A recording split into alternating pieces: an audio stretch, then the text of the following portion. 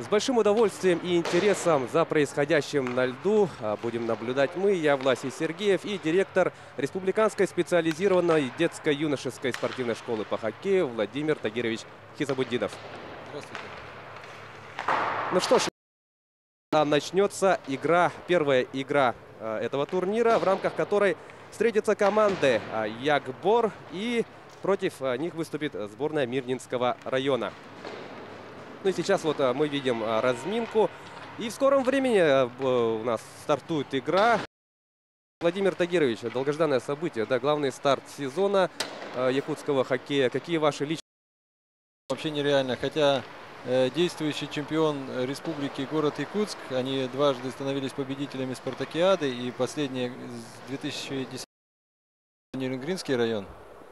Вот, серьезно подготовились. За команду Мирнинского района играют игроки из Удачного.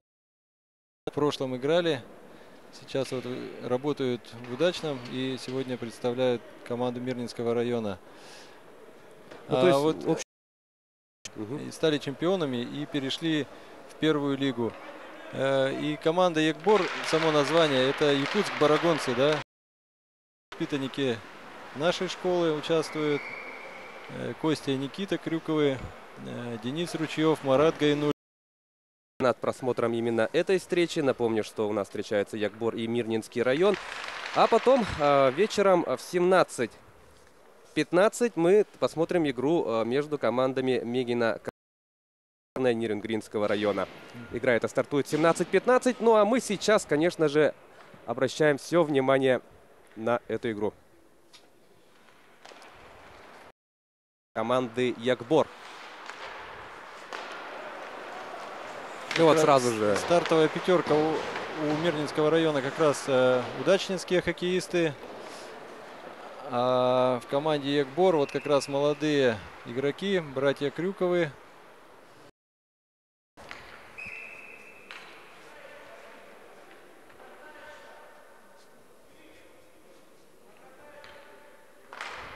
Игра возобновляется. Опасный удар.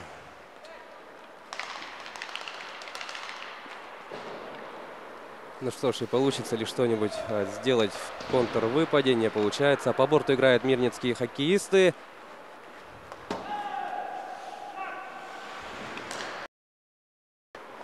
Команда Мирного закрепилась в зоне. Якбора пытаются разыграть. Здорово прошло, и можно, да, совершить бросок.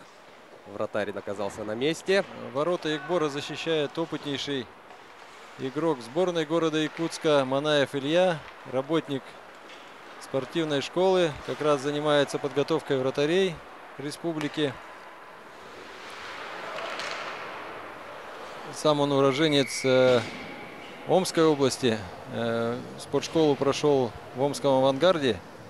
После окончания института по нашему приглашению прибыл в Якутию и вот уже 5-й год работает тренером в нашей школе.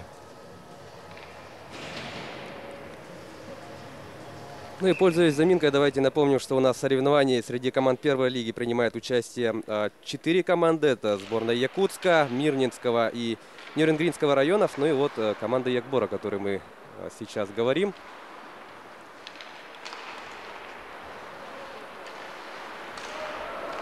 И сейчас может получиться хорошая контратака у мирнинской команды. Атака правым флангом. Шайба все-таки была доставлена в зону ворот.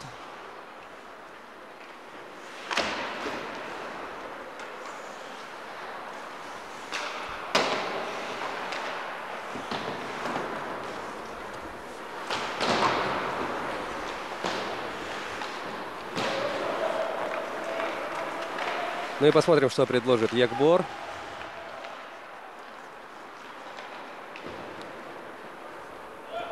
Ну тут, да, не оказалось рядом никого из партнеров. И атака Якбора заглохла. Сейчас посмотрим. Замена игроков у Мирного. Контратака пошла.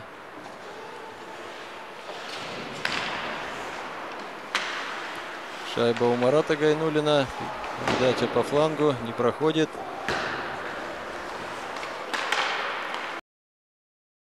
С передачи Александра Ватолина шайбу забросил Наместников Дмитрий, номер 99.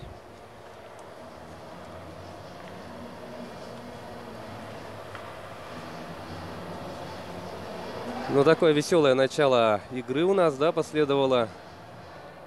И мирнинская команда открывает счет.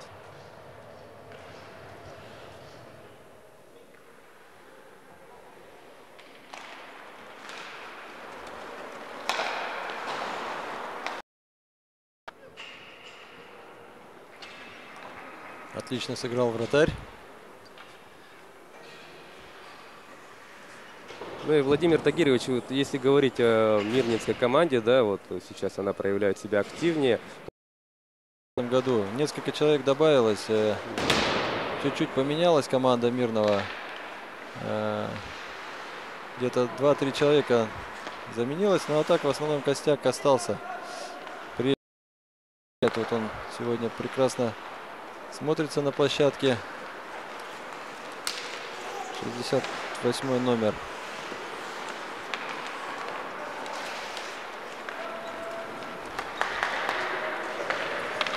Выходит первое звено. Наместников Дмитрий.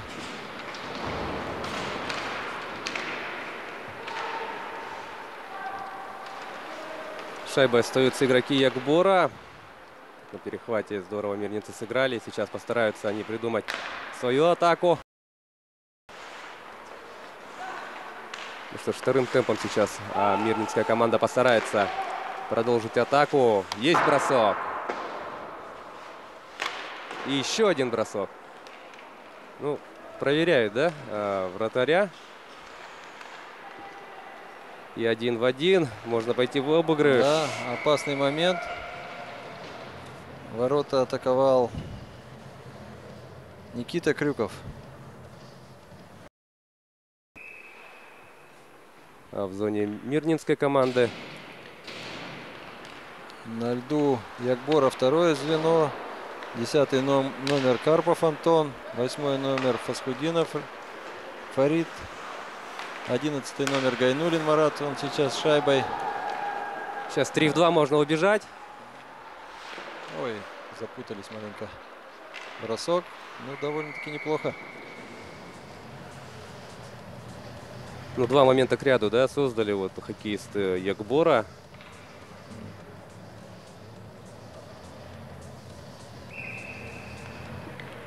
И как мы видим,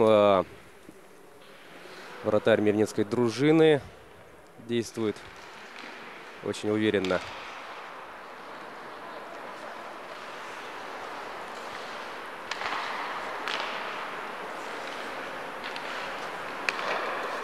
Пять минут отыграли команды в первом периоде. И есть моменты.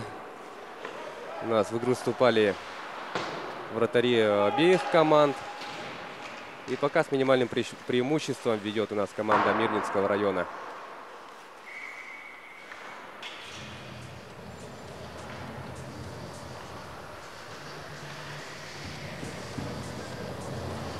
На льду опять первые пятерки.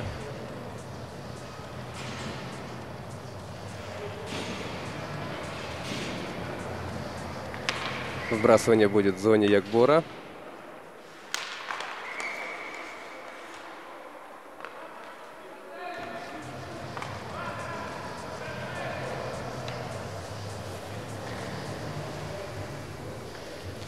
Главный судья встречи Чернышов Андрей прибыл к нам по приглашению тренер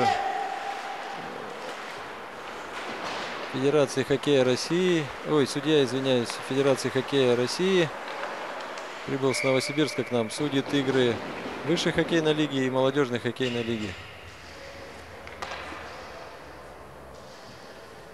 Опасный момент, работы у вратаря много. Да, бросок такой был из дальней дистанции. Еще одно вбрасывание в зоне Якбора. Не получилось тут, конечно, сразу выбежать на контратаку. контратаку. Получилось.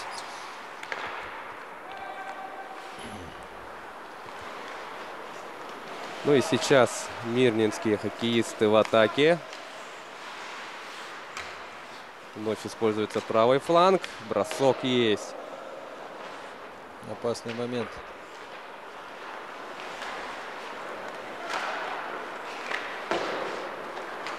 Шайба капитана команды. Вновь вратарь вступает в игру. Здорово разыграли-то как. На высоте страж ворот Якбора. Хорошую перепасовку демонстрирует у ворот соперников хоккеисты мирнинской команды.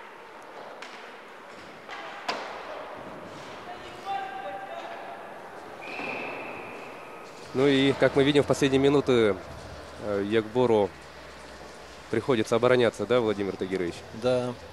Ну вот сейчас молодежное звено на льду. Вот 12-й номер Денис Ручьев. Он самый молодой игрок чемпионата, 2001 года рождения. Воспитанник нашей школы.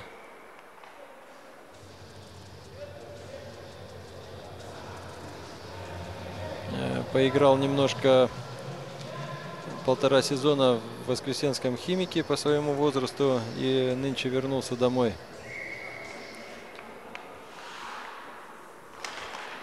Вбрасывание остается за хоккеистами мирнинской команды.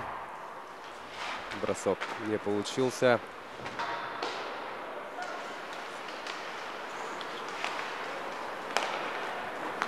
Ну и посмотрим, что придумает. Евгений Свиридов шайбой номер 29. Не смог пройти, к сожалению, сквозь защиту.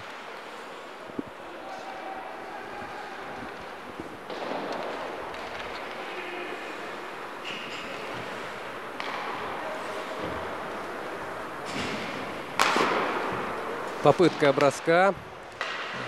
Травму получает Денис Ручьев, но продолжает играть.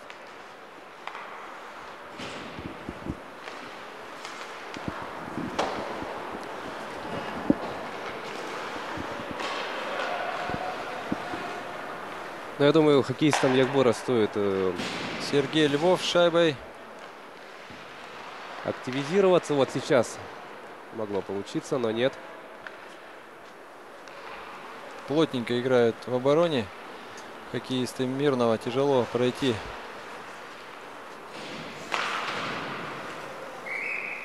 Попытка броска с дальней дистанции. Вновь вступает в игру у нас страж ворот Якбора. Много у него сегодня работы.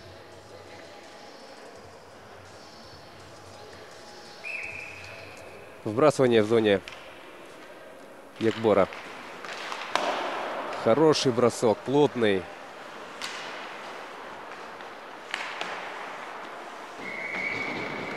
На месте вратарь, молодец. Уверенно отражает. Удар за ударом. Да. Сейчас играет второе звено Якбора против первого звена Мирного.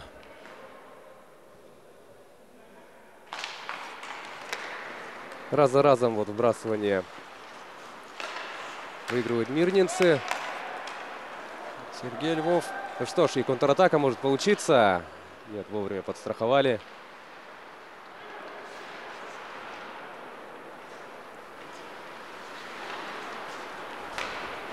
И вот здорово. Левым флангом атакует мирнинская команда. Падения нет. Игра продолжается. Наступил экватор у нас первого периода. Игры. Вот сейчас может у Якбора получиться.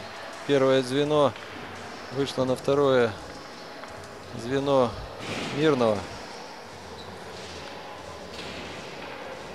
Может быть, специально тактически поменяли выход пятерок тренера Якбора. Что из этого получится, мы узнаем совсем скоро. Вот опасный момент у мирнинской команды. Ошибка в передаче. Костя отдает Никите и... Выход 1 на 1. Как Бросок. бросал. Здорово. И Денис еще пытается завершить. И нет. Вратарь взял. Сбрасывание в зоне мирнинской команды.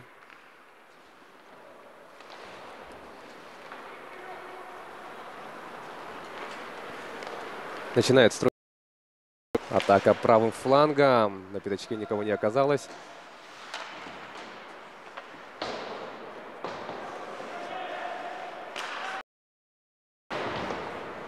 У мирнинцев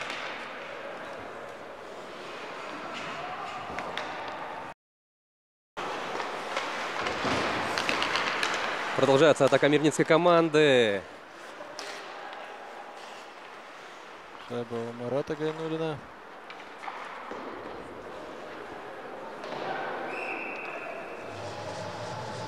Проброс. Ягбора.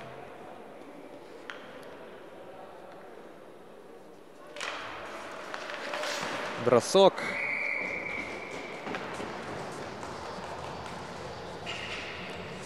Хорошую статистику сегодня.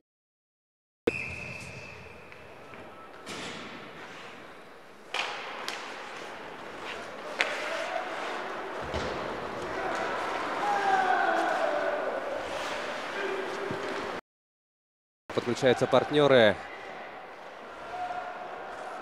Вот и ошибка была. Все улетели вперед и уверенно играет Илья. Тем не менее, продолжается. Взрывной такой отрезок игры у нас получился. Видим, что продолжает мирнинская команда владеть преимуществом, но Ягбор при первой же возможности старается создать. Шайба по-прежнему у мирнинской команды.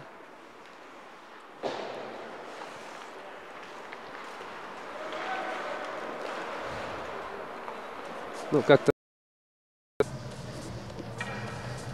бросание в зоне команды Мирнинского района.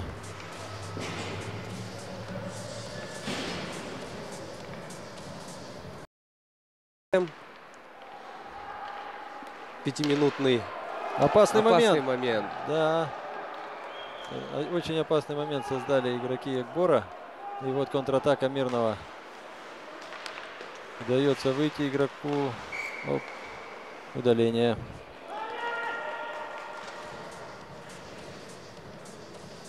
Задержка рукой, да, по всей видимости, Да, была. задержка соперника руками. Но тут приходилось фалить, потому что игрок уверенно на пятак выходил. Удален у нас номер 12. Денис Ручьев. Ну и посмотрим, удастся ли реализовать большинство хоккеистам из Мирнинского района. Да и без этого вот игра преимущественно сейчас проходит на половине Ягбора. Ну и сейчас в четверке Ягбора придется очень тяжко. Бросок. Все-таки шайба у нас залетела в ворота. Счет становится 2-0.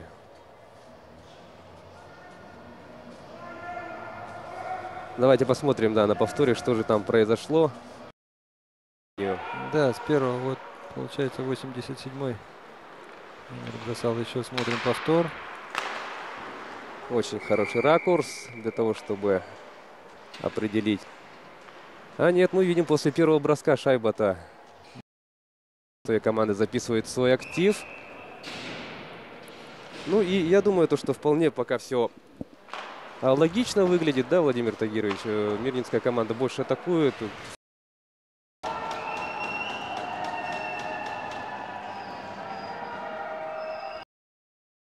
Хоккеисты Ягбора. Интересный первый период у нас. Хорошие моменты. Ну и вот у нас есть возможность на видеоповторе посмотреть. Оказался на месте и забил хорошо. Да, расстрелял в Активно у нас борются хоккеисты.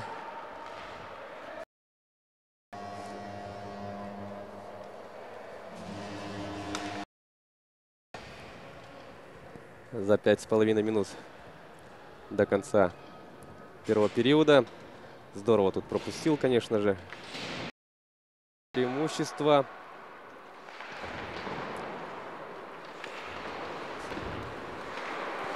Ну и вот еще раз.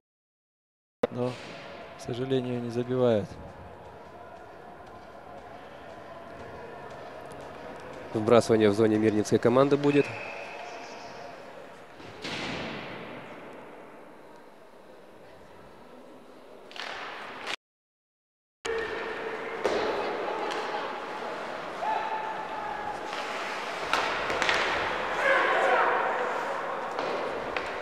Ну что ж, 4.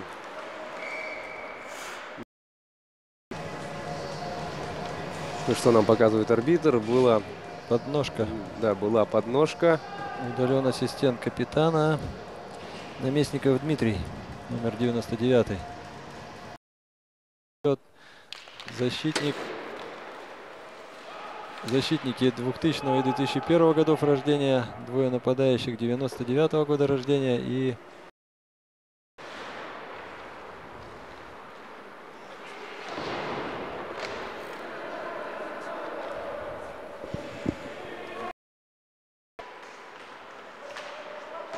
отличный дриблинг.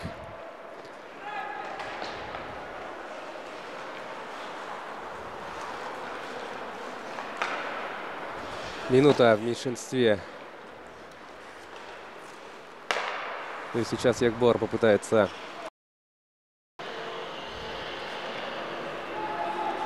ну и переходит шайба мирницкой команде. Тут же у нас этот игрок далеко вперед. 20 секунд. После 20 секунд мирницкий состав будет полным. Время. Мирницкая команда в полном составе сейчас.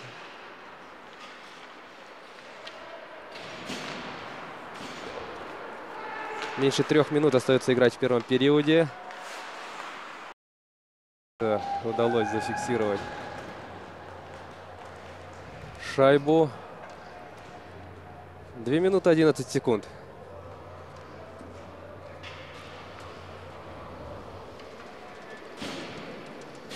И смена в составе мирницкой команды.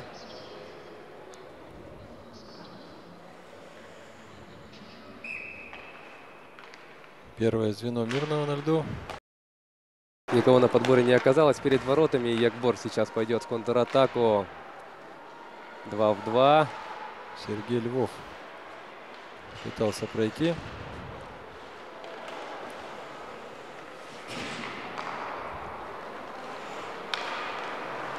И атака мирницкой команды.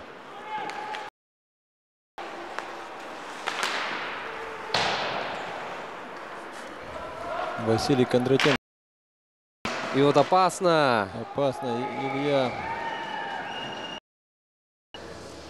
Да, тяжелейший бросок, конечно, был для вратаря.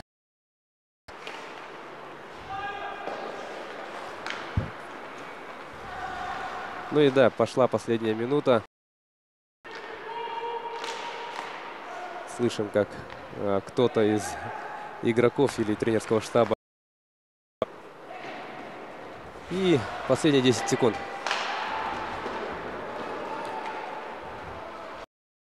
Встречи 3-1. Впереди команда Мирнинского района. Впереди еще 2 периода. Очень здорово атаковала, создавала момент за моментом. Ягбор сократила отставание в счете, сделав результат 2-1. Ну и как команды. Ну а пока идет перерыв, отдохнем и мы с вами. Увидимся с вами во втором периоде. Через регламентированные 15 минут.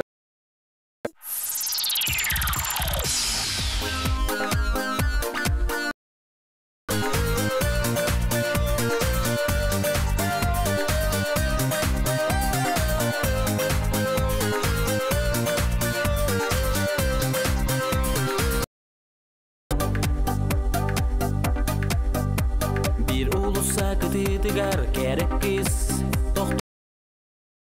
корап сандар хай уаттарын быстарыгар жеркеленнен көрө кыям кепсеп падакпин ол керек кыздан адыны юппадакпын күндер бирде эмет колбоноро билин арынтылак ыгырын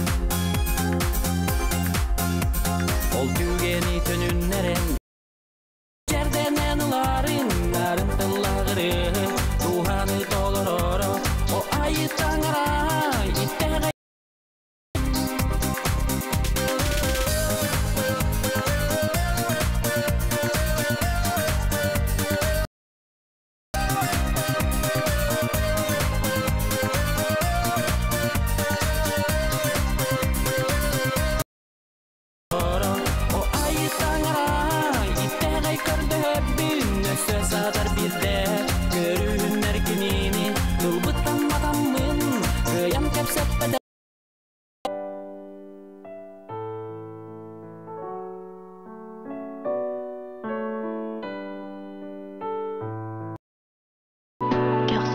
Salalan gelir gemiger can aymak dolabıt bari tasıp sürdik miçerine sıcayda bugün cikti tügemi güne üne cikti tügemi güne üne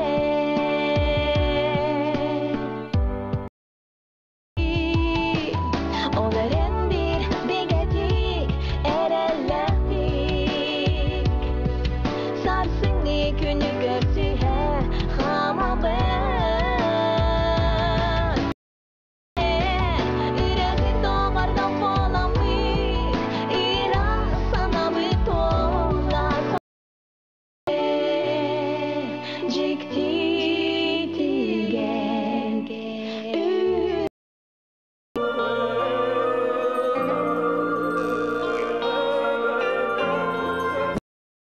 Beton, düger, erken ey ergeyen illeye algısta artıgın ne var, farkı var, sağlam sine Ütümen naksannak uğlara da canuttan uygular bihibbi Yetine Könüses sana Uskul tattallar doydu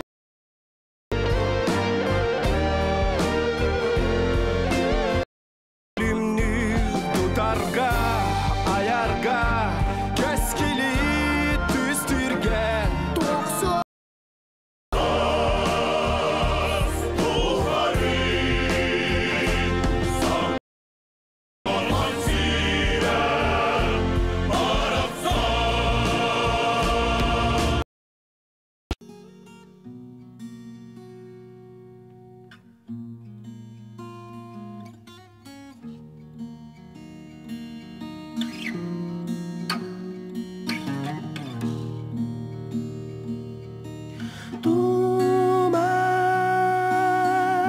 Duman kapüten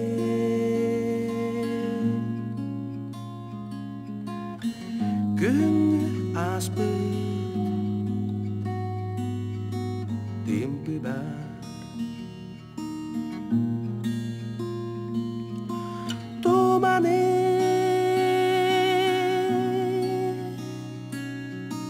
kapüten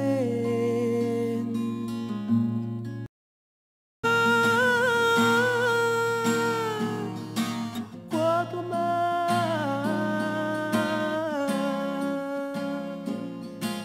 Ustumar Tumangan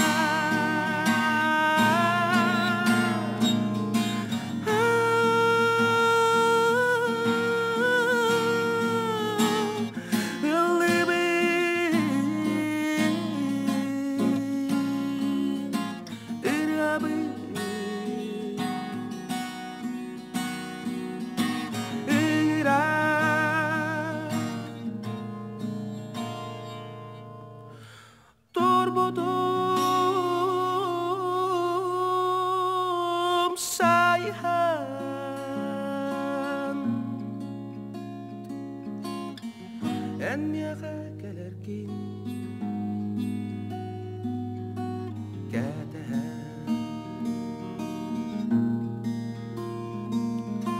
Kampeti menedä.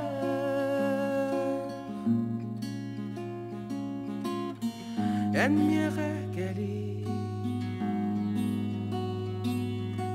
tumantan.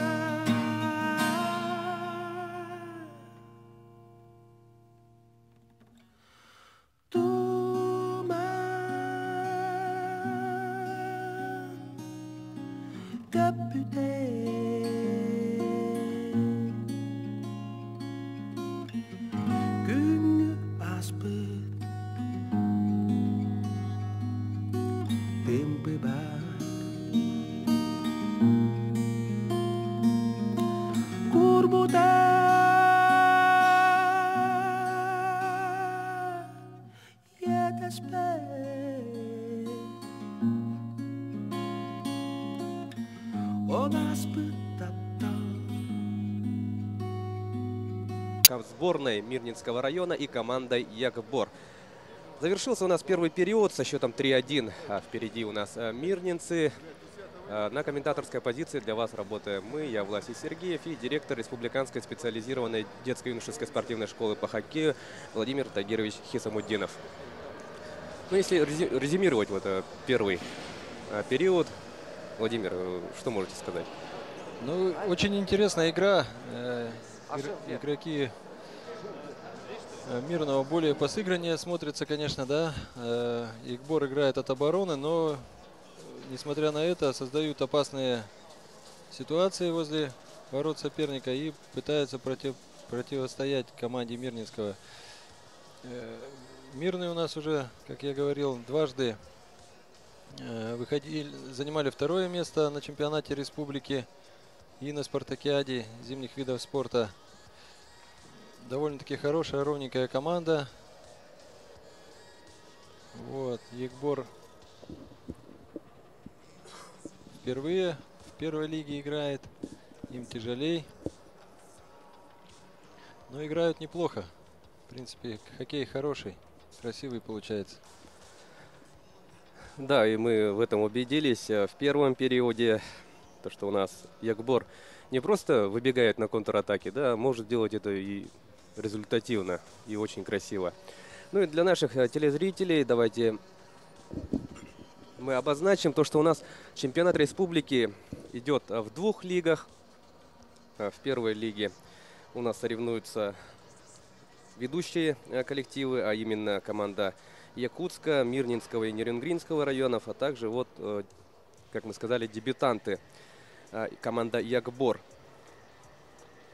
Соревнование у нас идет по круговой системе, то есть каждый коллектив играет друг с другом, и по итогам этих матчей вот по подсчету очков будет выявлен победитель чемпионата республики. Ну и давайте вот дополним.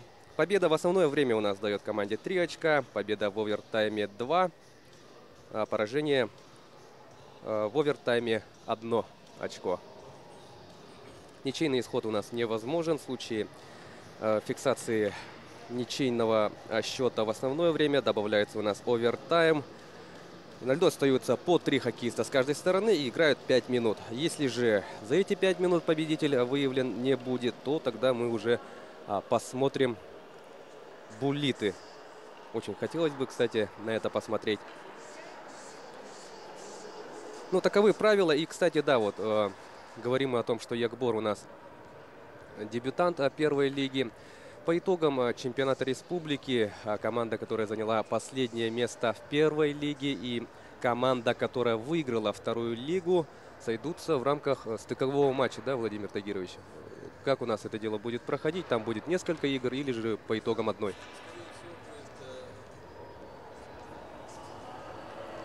Скорее всего, это будет в результате нескольких игр до 3 побед будем проводить, ну, чтобы и поинтереснее было командам, и тоже и место проведения тоже определим, зависимо от того, кто станут победителями и аутсайдерами. Да. Ну, то есть получится такая напряженная серия за право в следующем сезоне играть в ведущем дивизионе республики. Да. Ну что ж, у нас все готово для начала второго периода. Очень интересно, что же нам подарит вторая 20-минутка. Якутск против Нерюнгринского района. Ну а сейчас все внимание на лед.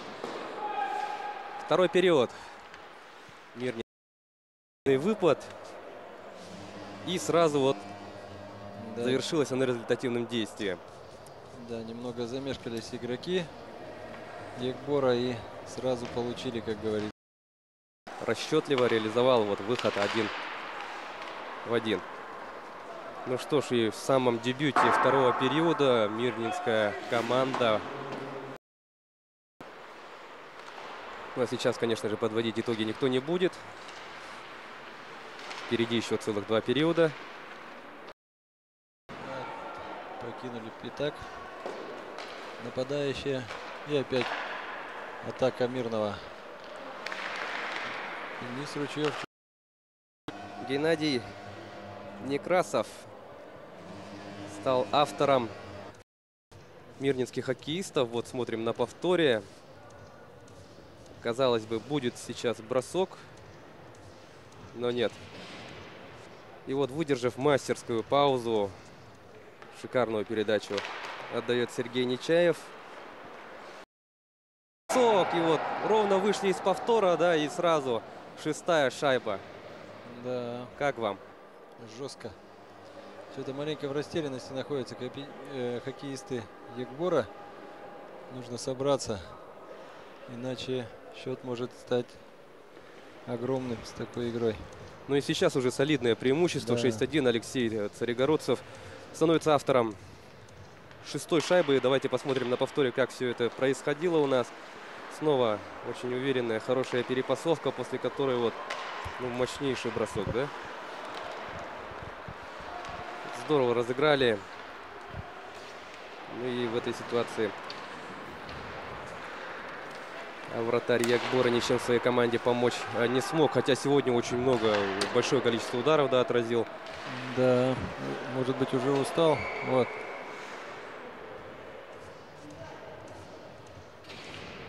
Силовой прием, выставил локоть. И что у нас тут?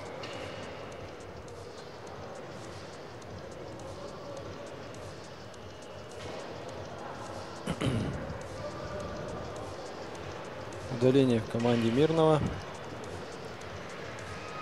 77-й номер.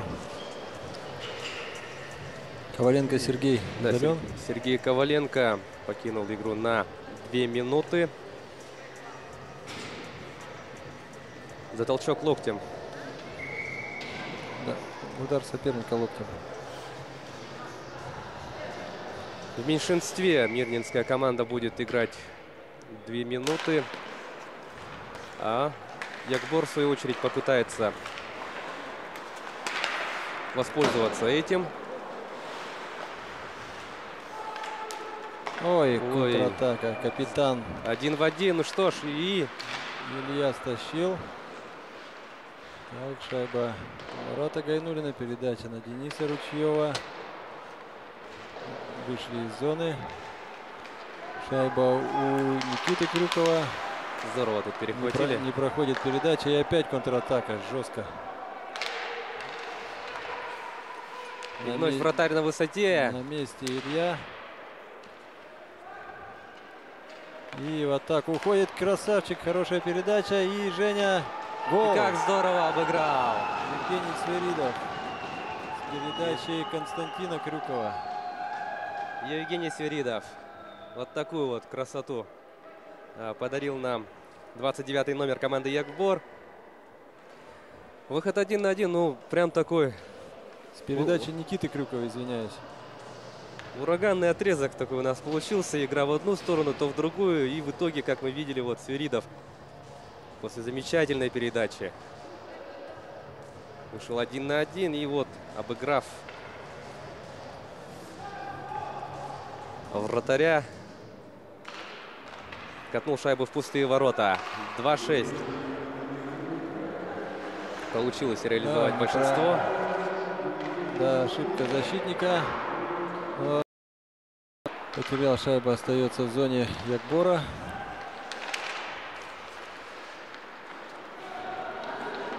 Ягбор бежит вперед, но тут на ровном месте атака. Да, не удалось обработать сходу шайбу.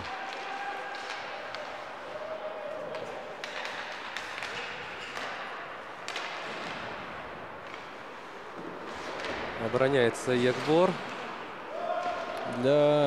Кстати, вот первой пятерки Ягбора — это первый чемпионат. Они впервые вообще участвуют на чемпионате взрослом. Им, конечно, вдвойне тяжелее. Но, в принципе, с Мандражом двое спортсменов еще в школе учатся. А трое из них в прошлом году закончили. Совсем молодые ребята. Да, молодые ребята. Сергею Львову пытаются выйти из зоны. Так, опять ошибка на приеме. Илья Манаев на ваших телеэкранах. Очень много сегодня у него, конечно же, работы. Илья вот продемонстрировал игру на высочайшем уровне.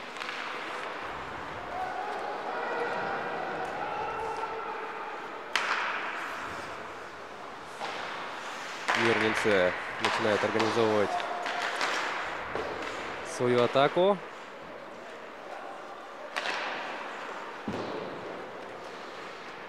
Второй период. 5 минут. Отыграли опасно.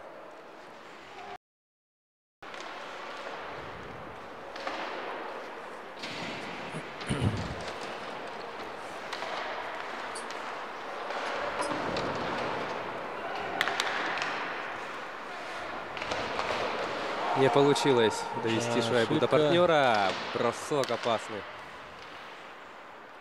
Шайба у Мирного. Шайба выходит. 1 в 2. Что же придумаем из этой атаки? Никита Крюков с шайбой. Держит шайбочку, но упал. Двое игроков его блокировали.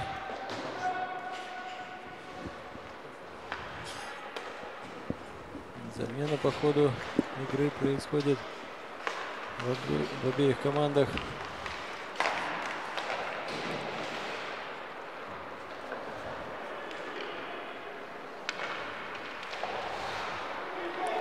Денис Ручьев с шайбой.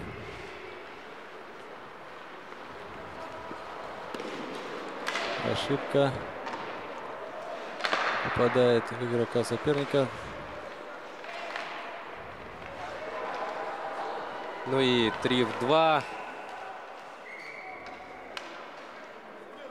Вне игры.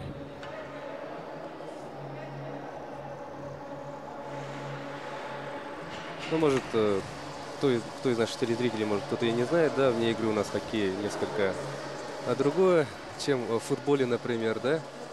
Да, вот синяя линия, которая находится в зоне нападения, ее должен на первой пересечь шайба. И только потом игрок. Да, потом игрок. Сейчас игрок шайбой не успел зайти, а по другому краю нападающий заскочил в зону, закатился, и вот опять шайба в зоне Мирного. Евгений Калинин с шайбой. Не удалось ему заводить, и Дмитрий Баганатов.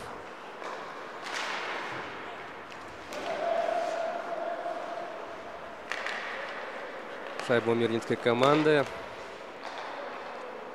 пару ласковых друг другу сказали Да, игроки. вот и И драка. поехали, у нас драка.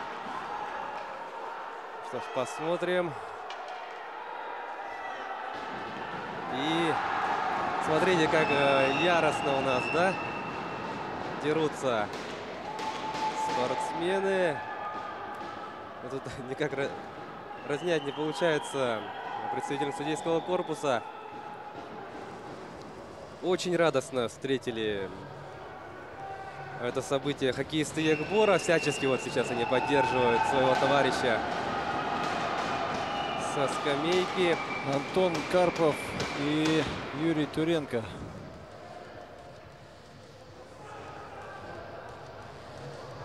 Ну и сейчас, конечно же, последуют штрафы.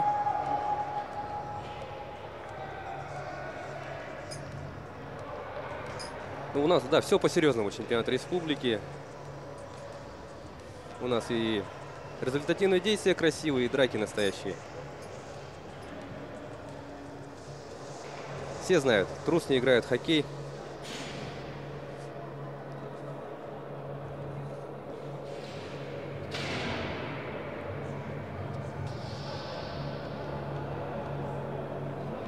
Это Туренко. Туренко Юрий. Команде Мирнинского района.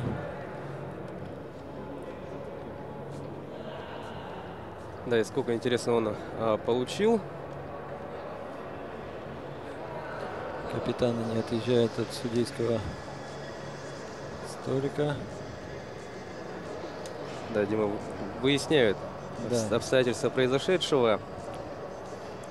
Ну и после короткого совещания сейчас все нам станет известно. Кто сколько получил, мы обязательно это сразу объявим. У нас на...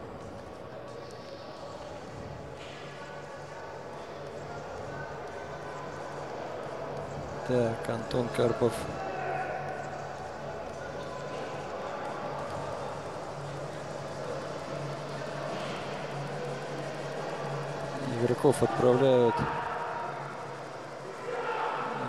Игроков отправляют в раздевалку, по-моему, до конца игры.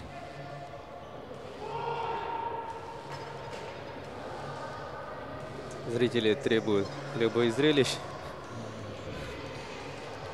Так, судья отправил, да, в раздевалку обоих игроков.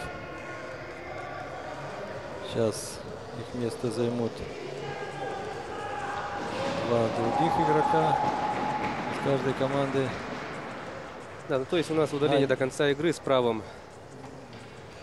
Так, сейчас вообще-то послушаем, почему-то калиточки закрыли для оштрафованных. Ждем вердикта судьи.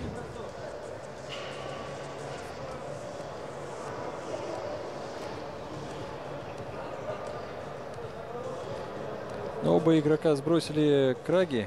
А в этом случае сразу идет автоматически удаление, да, до конца игры. Или...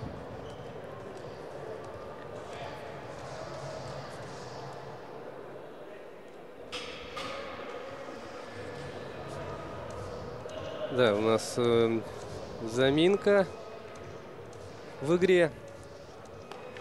Сейчас арбитры совещаются между собой.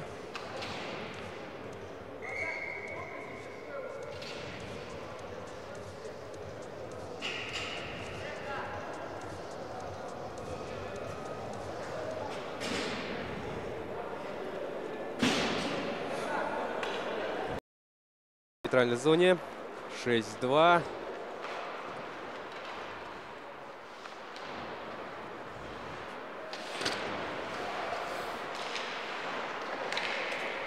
Посмотрим, как этот эпизод скажется на дальнейшее развитие событий в нашей игре. Так, оно здесь сложнее. 3 в 1. Тут как 3 в разыграют 1. мирнинцы. Хорошо успели. Отбились игроки Ягбора. И посмотрим, какой И ответ будет. контратака. Вот здесь 3 в 2. 3-2. Хорошая Неудачная. перепасовка. И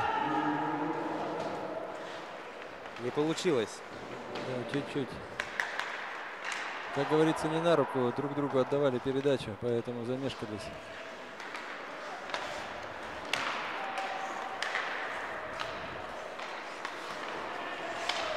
Шайба хоккеиста Якбора. Продолжается атака. Сейчас через левый фланг пойдут. У Евгения Свиридова. Денис Ручьев. Бросок. Шайба вратаря.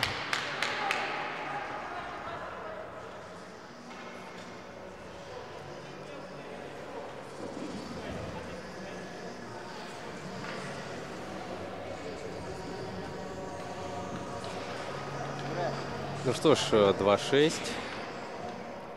Приближаемся мы к экватору второго периода. Вбрасывание в зоне мирнинцев.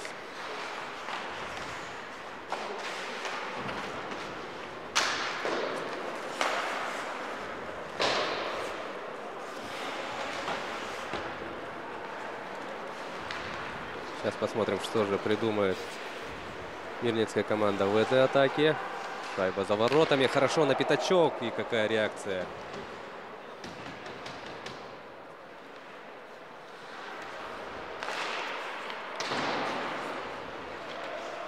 Много-много работы сегодня у Ильи Манаева. Раз за разом. Так, шайба у Жени Калинина. Оп, ошибается. На звук отдал передачу. И Наместников Дмитрий на контратаке бросает по воротам.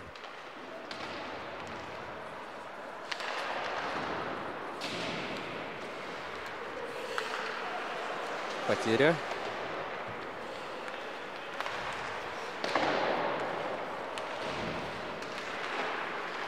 На месте Илья.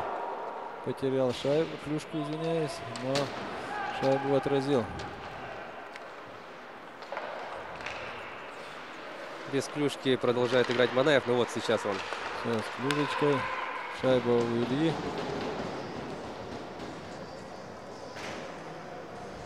Затяжная атака мирнинской команды.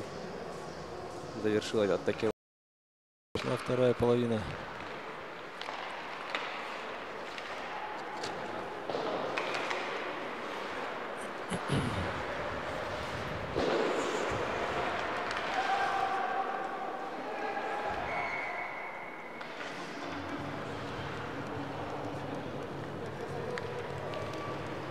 Вне игры.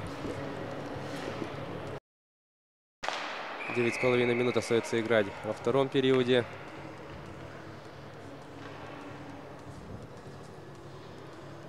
Никита Крюков стартанул раньше времени в отрыв и остановка игры.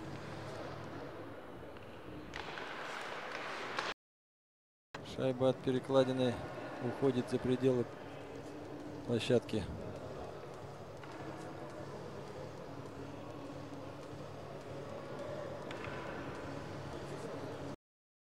Вбрасывание в зоне Якбора. И получится ли что-нибудь придумать? Здорово! Хороший выход. И нет, к сожалению, не успели. Чуть не получилась контратака.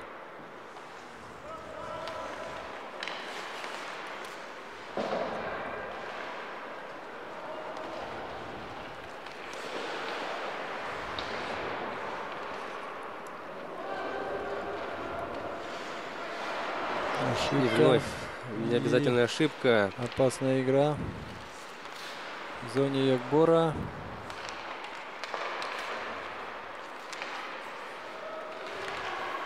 Ну вот видим. Ставили на пятаке 3 игроков Мирного. Мощный бросок.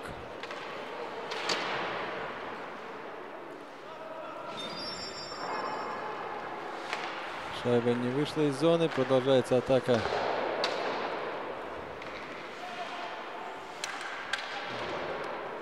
Серия бросков по воротам Ильи. Смена составов.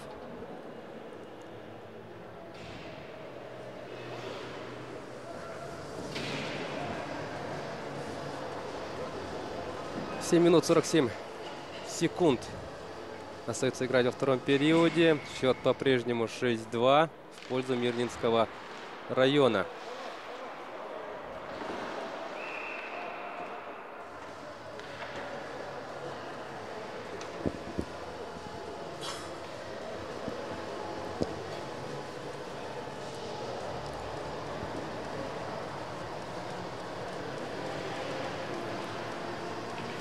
Сбрасывание в средней зоне.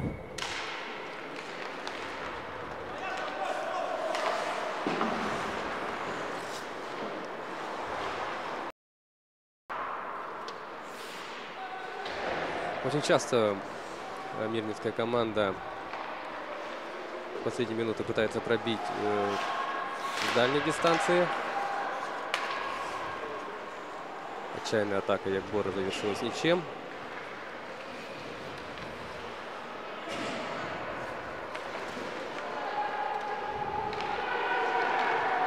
И контратака Якбора. Контратака Сергей Львов.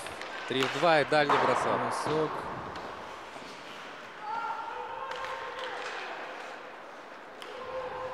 И сейчас ответ мирнинской команды. Здорово, Илья Манаев выручает свою команду. Илья, молодец. Работы сегодня очень много у вратаря Якбора.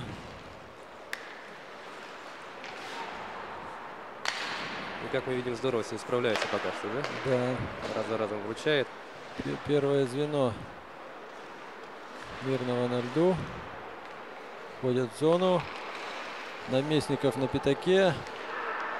Здорово разыграл, видимо, передачи давал вдоль ворот, но там... Да, там вовремя защитник подключился.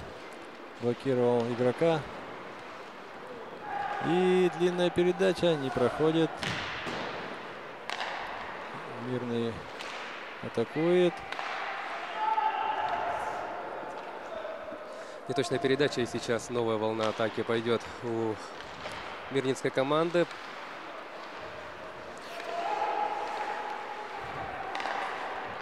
Бросок.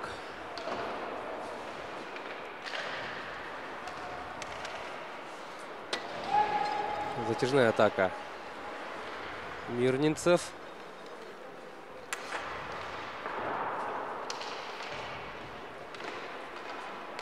По-прежнему с шайбой хоккеисты Мирного. Манаев был бессилен в такой ситуации. Ну, бесконечно спасать тоже не получится, да? Да, тяжело. Но видно, конечно, игроки Якбора устали. До конца второго периода 5 минут. Мы посмотрим на повторе, что же Повтори. у нас было. Ну, не совсем понятно из этого повтора. Ну, дальний бросок. Да, дальний бросок, и 70-й номер поправил шайбу в ворота.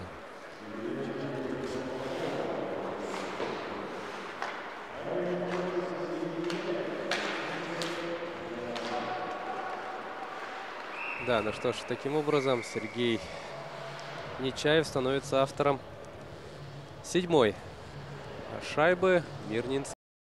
Да, это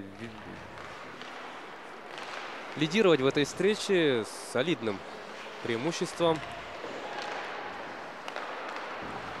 который, собственно, у нас отражается на табло.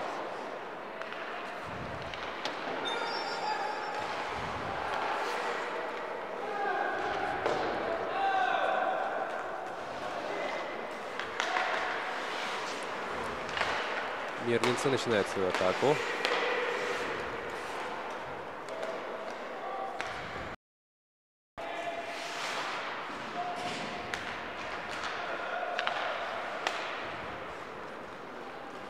Не дошла шайба до адресата.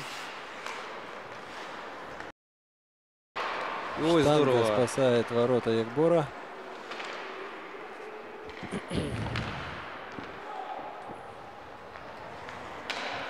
Сейчас Якбор идет Марат, вперед. Марат подключил. Решил сразу пробить Сергей Нечаев. Но направить шайбу в створ не получилось.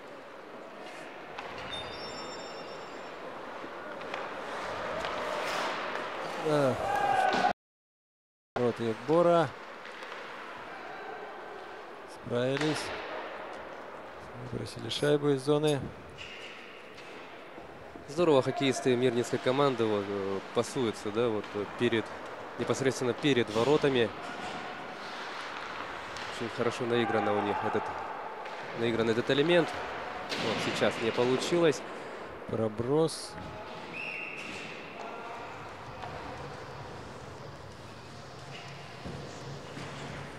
Да, проброс.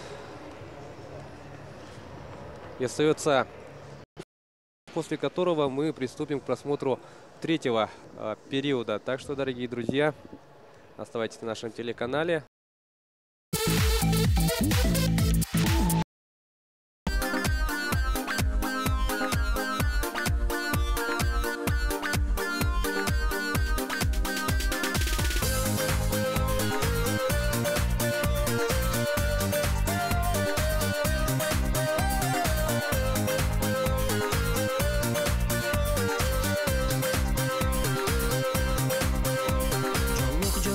Городым устунан айынныбын кереккис тоқтоп бута сергелек кадеримигин тердиден көрдөс бүтө кияк әти битти энби кылгас кемге корыптын сандар хай уаттарын быстарыгар серкиленнен көрөрүм мичерденен уларын нарын тыллагыры туханы толороро о айы таңарай иттегай көрдөбүн өсө садар бирде көрүүннер кинини тылбыттан матаммын кыян кепсеппедекпин ол керек ыстан атыны юппадакпын күндер конуктар ахаллар мен кинини көрсүбетин Распил густунан аяннан сергелekке тоқтубун Бирде эмит колбоноро билин арынтыллах ыгыры Ол түгени төнүннерен эрел кыймын сүтербет Кыяк әти битти энби кылгас кемге корыппын сандар хай уаттарын быстарыгар серкиленнен көрөрүм мичерденен уларын нарын тыллагыры туханы толороро о айы таңарай иттегай көрдөбүн өсө садар бирде көрүүннер кинини тылбыттан матаммын кыян кепсеппедекпин ол керек ыстан атыны юппадакпын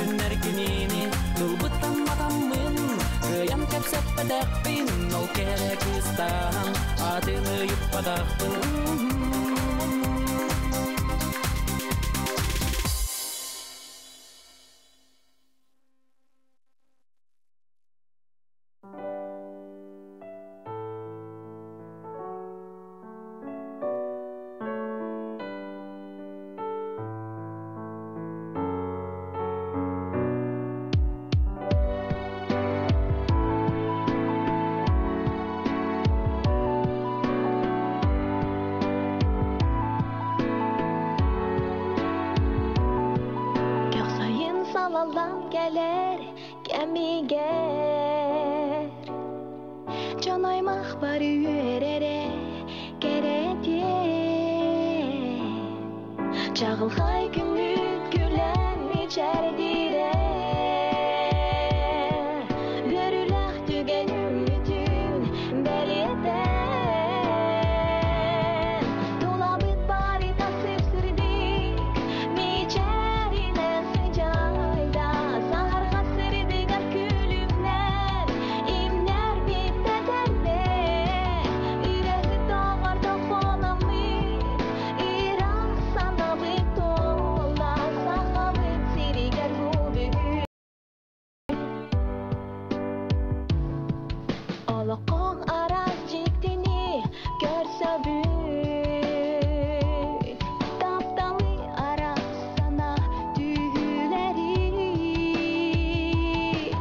Onların bir begetik erelledik Sarsın günü Saharga sürdik külümler imler bittetende Üresi dağarda falamır İran sana bitola Sahabıt siriger bu büyük Cikti tügenmi düğüne üne Cikti tügenmi düğüne üne Cikti tügen üne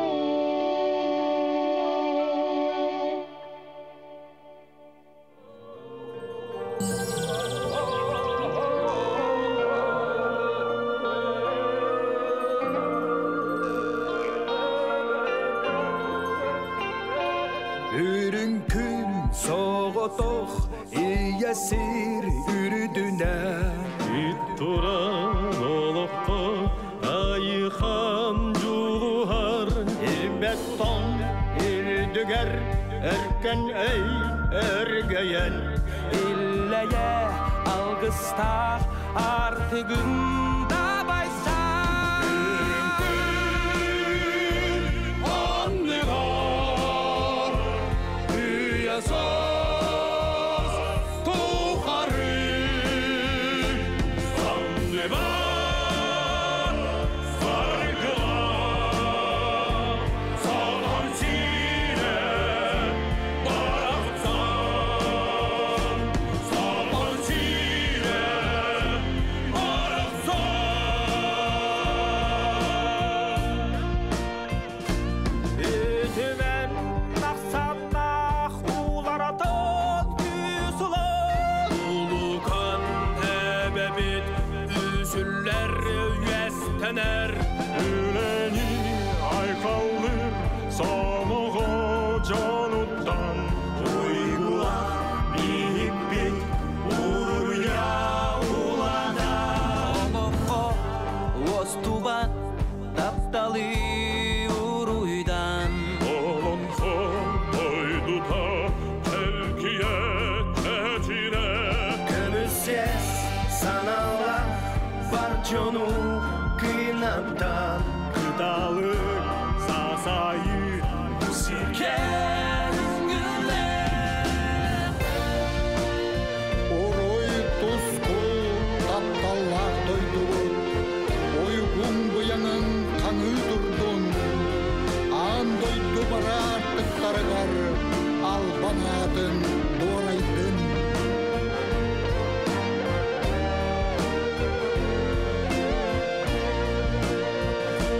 Sarbalaq sартайға Уғуя суғынур Сулысту чағылан Алмастас күлімні Тұтарға, аярға Кескілі түстірген Тоқ соғып мана Олонға толға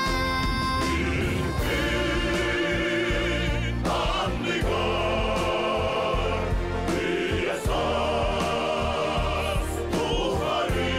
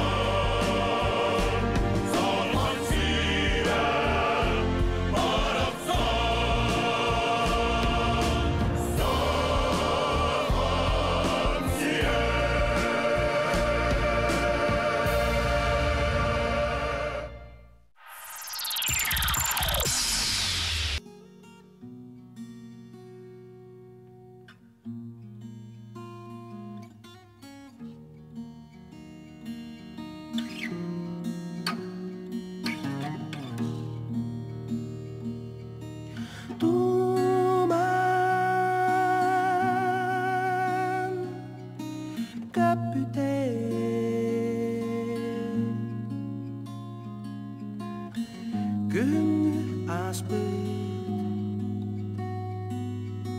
Dimpebar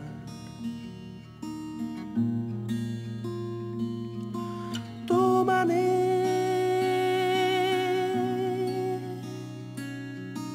Kaduten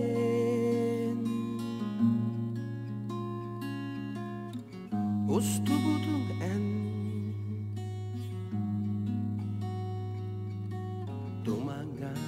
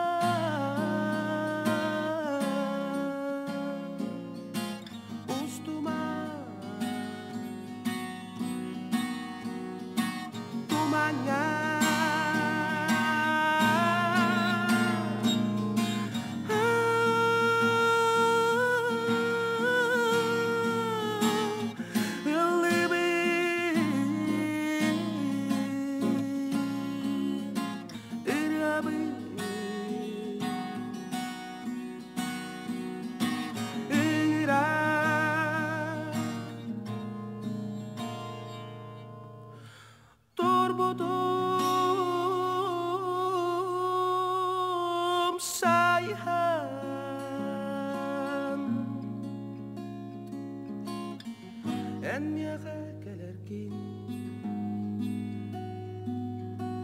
Katahan Qalbidi Manara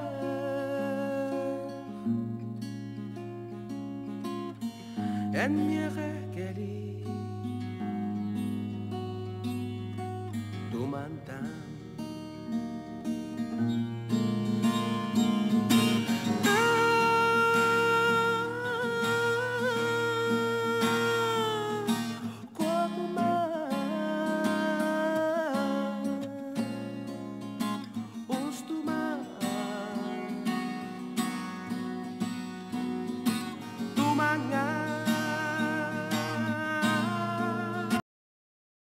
Вот со второй попытки она все-таки дошла до адресата. Илья на месте. Хороший бросок был с пятака. Отразил уверенно. Ну и смена в составе обеих команд. Вбрасывание будет в зоне Ягбора.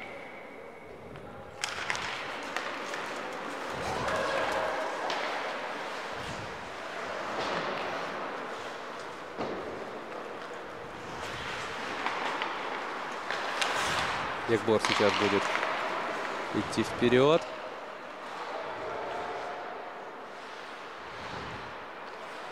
Перехватили шайбу мирнинцы. Шайба у Дениса Ручева, входит в зону.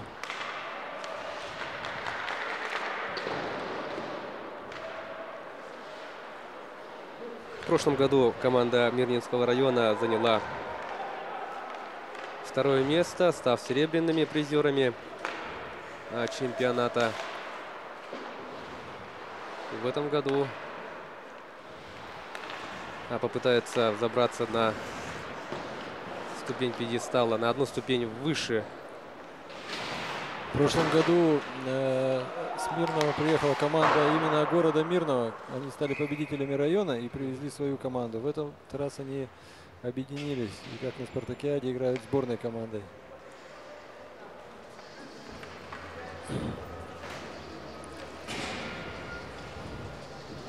Ну а если продолжать тему прошлого розыгрыша чемпионата, то тогда безоговорочным лидером оказалась сборная Якутска.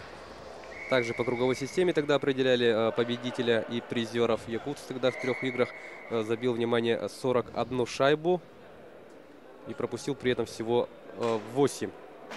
Это в 3 играх. Очень серьезное преимущество, да. Посмотрим, что в этом году. Вот в начале нашей трансляции Владимир Тагирович отметил то, что общий уровень чемпионата из года в год у нас растет. Наблюдается очень такая хорошая динамика. И посмотреть, как же Якутск выступит в этом сезоне, мы сможем уже в 17-15 также сегодня. Опасный момент. Мирнинцы в атаке. Хорошая распасовка. Очень интересное комбинационное действие нам сегодня демонстрируют хоккеисты в красной форме. Игра через борт. Не получилось пойти сразу в контратаку. А тут вообще потеряли шайбу. Сейчас посмотрим. Перехват. И есть свободная зона и справа, и слева. Шайба идет вправо. Обратно в центр.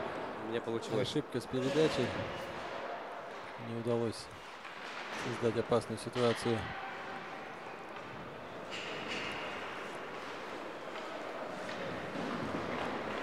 Смена в составе мирницкой команды. Не точно игра через борт.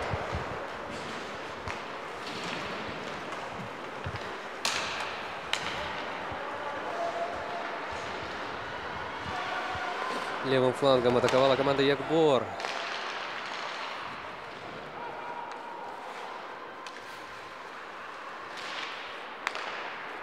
Не дошла шайба до адресата, и сейчас Мирный уже убегает в контратаку.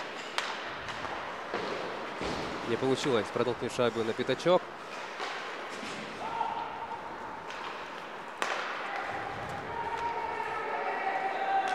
Очень сильная передача. Шайба покидает пределы площадки. 13,5 минут остается играть.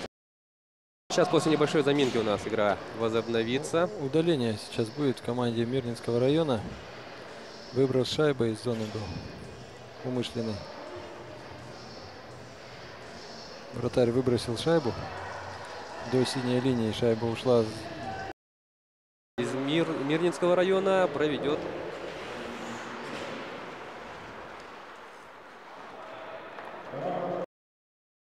Мирнинские команды стремительно.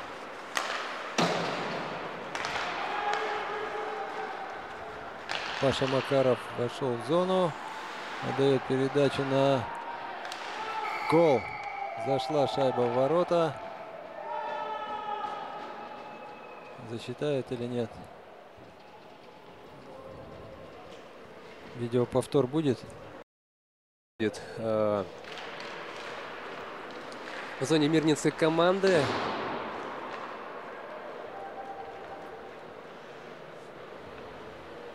Еще минуту играть в меньшинстве. Эх, не попадает в ворота. Никита Крюков играет. Отыгрывает на Занурина Марата. Бросок.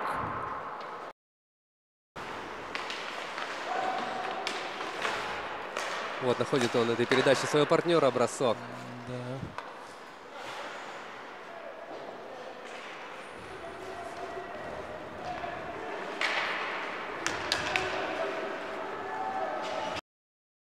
Делал передачу на своего партнера. Перехват. Сейчас Якбор пойдет вперед.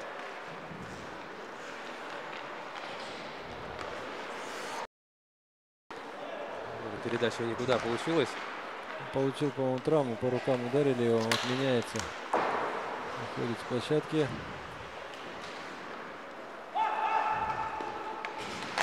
Бросок. Илья Манаев на месте. Шайба зафиксирована. И тут, да, потолкались.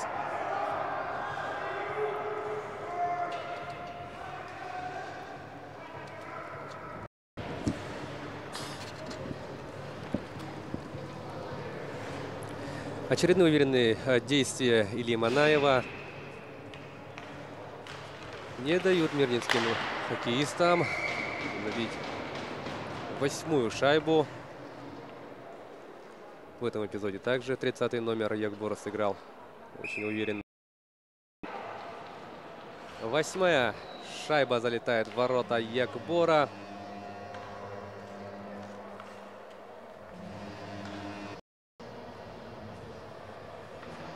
выиграли вбрасывание. Да, и вот тут оставили одного опять Сергея Нечаева, и он Внешней стороной клюшки. внешней стороной клюшки забросил с удобной стороны.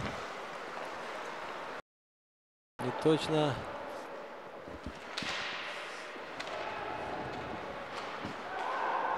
Опять один остался. Один остался на дальней синей линии, получил точную передачу. И выходом 1-0. Выход 1 на 1. И хладнокровно, расчетливо забрасывает капитан Василий. Оставили без внимания опять одного игрока. Это был... Вот у нас есть как раз прекрасная возможность посмотреть, как же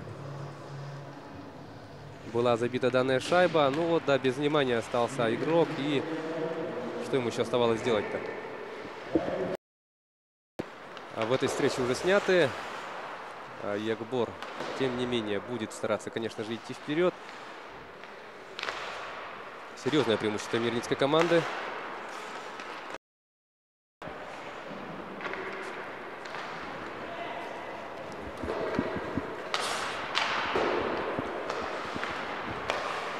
Ягбор в атаке, правым флангом идет команда.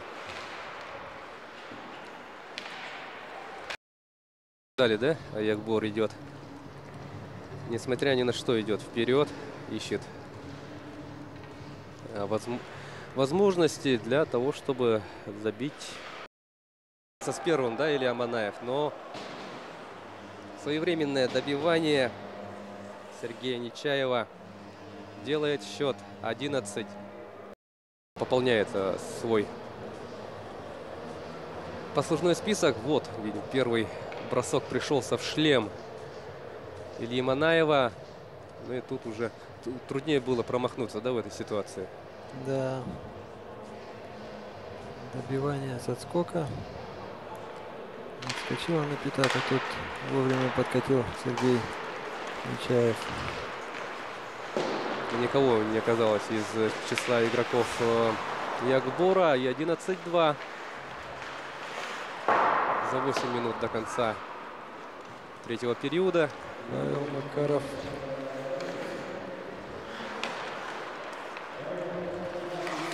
Бросок мимо ворот.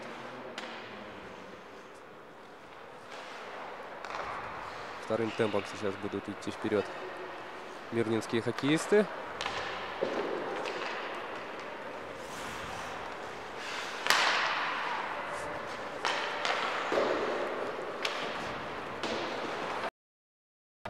Капитан мирнинской команды. Совсем рассыпались игроки Ягбора. Очень много свободных зон оставляют на линии защиты. Посмотрим, как это все начиналось. Ну вот, фактически 3 в 1 выходят мирнинские хоккеисты. Передача на Нечаева, да. И Нечаев сразу делает бросок. И Илья Манаев. Вот видим, как он переменил представители мирнинской команды. За 7 минут до конца третьего периода. Ну и можно уже говорить Костя о матче. Крюков отдает передачу. Не получился На удар. Марата, да, и Марат не смог. Срезалась шайба.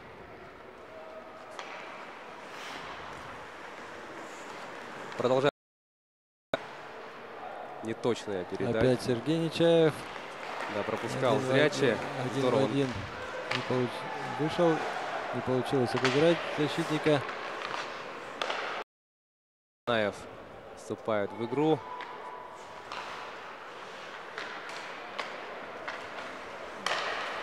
Вновь Нечаев. И обратно.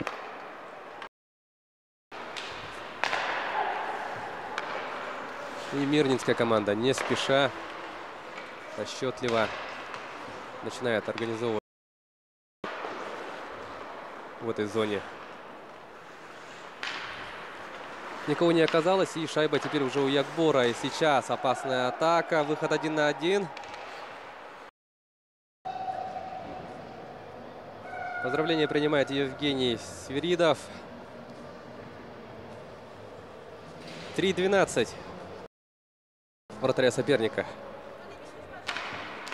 Очень красиво, мастерски реализованный выход 1 на 1. Но тем не менее его команда Евгения продолжает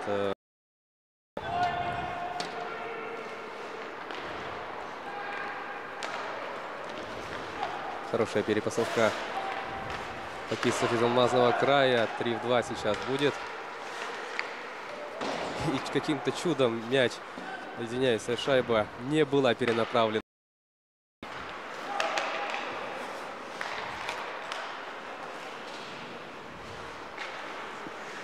Продолжают владеть шайбой мирнинские хоккеисты. Затяжная атака, бросок. Манаев спокойно отводит угрозу от своих владений.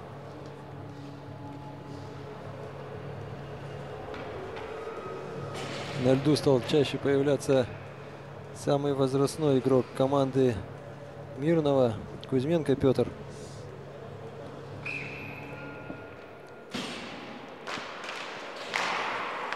Представитель старой школы, да? Представитель старой школы, да. 76-го года рождения.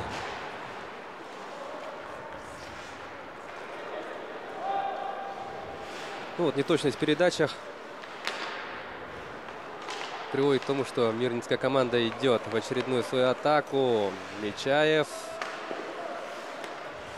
не нашел этим пасом он своего сокомандника. Тут же опять ошибка. И Манаев.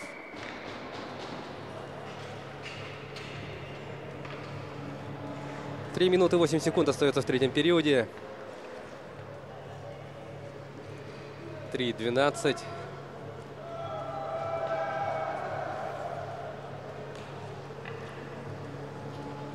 Смена. Произошла, и игра возобновится вбрасыванием в зоне команды Якбор.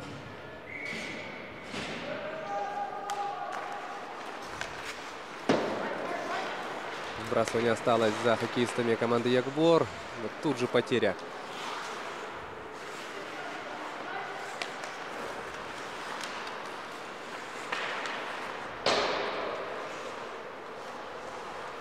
За воротами шайба. Чуть меньше 3 минут до конца встречи. И вот сейчас Павел Макаров выходит, бросает. Вратарь отбивает. Так, в третьем периоде произошла замена вратаря в команде Мирного. Ворота защищает Алексей Гришин.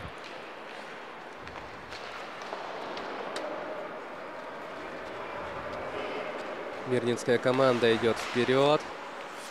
Хорошая перепасовка, бросок, штанга.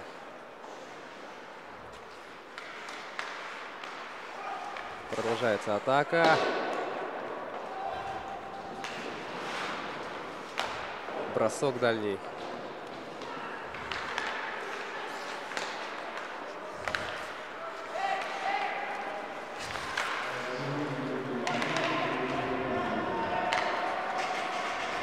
Меньше 2 минут остается играть в этом матче. Марат Гайнулин подключился к атаке. Бросил, но не смог забить.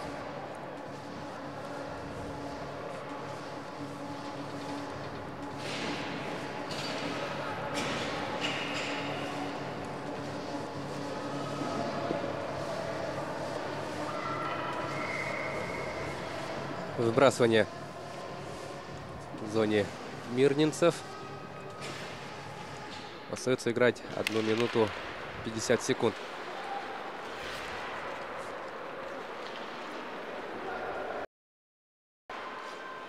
Не получилось на скорости убежать. Передача также оказалась неточной.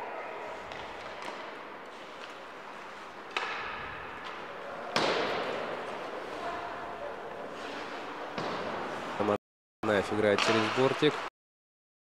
Бросок дальний.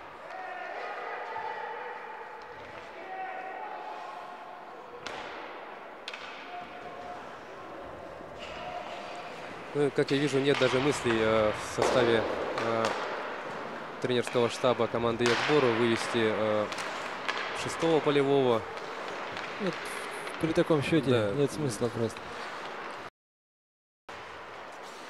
Хорошую передачу выполнил.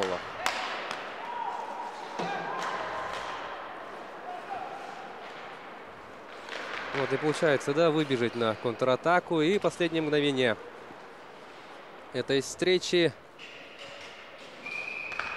Все. Первая игра чемпионата республики Саха-Якутия по хоккею с шайбой завершилась. Мирнинский район, как мы увидели результат данной встречи. Мы видим, мирнинские хоккеисты поздравляют друг друга.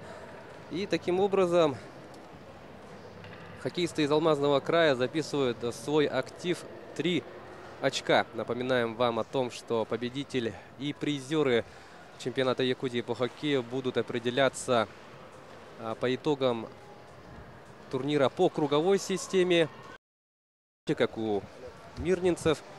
Напоминаю вам о том, что это не единственная игра, которую мы сегодня посмотрим.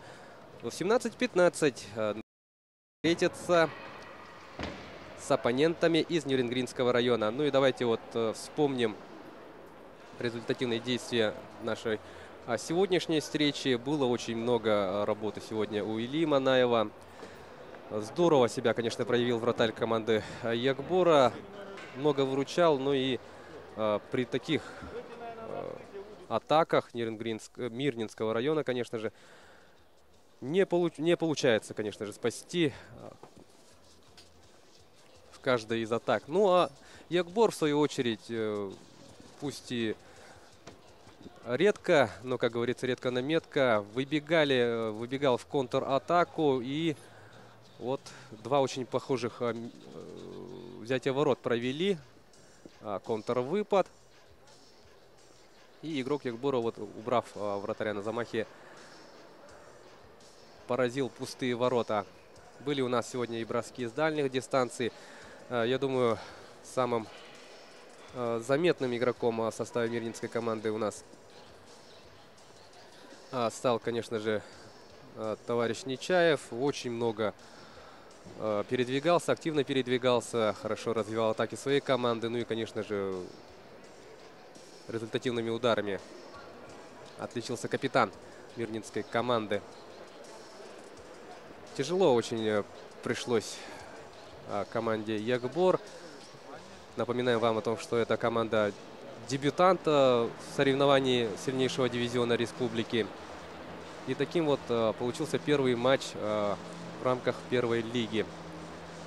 Мирнинская команда на голову выше.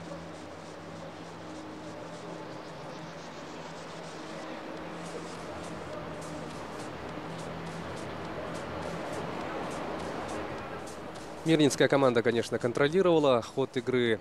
Она смотрелась лучше, ну, я думаю, по всем компонентам игры, во всех компонентах игры. Ну а Якбор толком ничего не смог противопоставить команде из Алмазного края. Вот одно из последних взятий ворот. После удара мяч попадает в шлем Ильи Манаева, и Нечаев проводит очередное взятие ворот. Вот еще одна шайба в исполнении капитана мирнинской команды.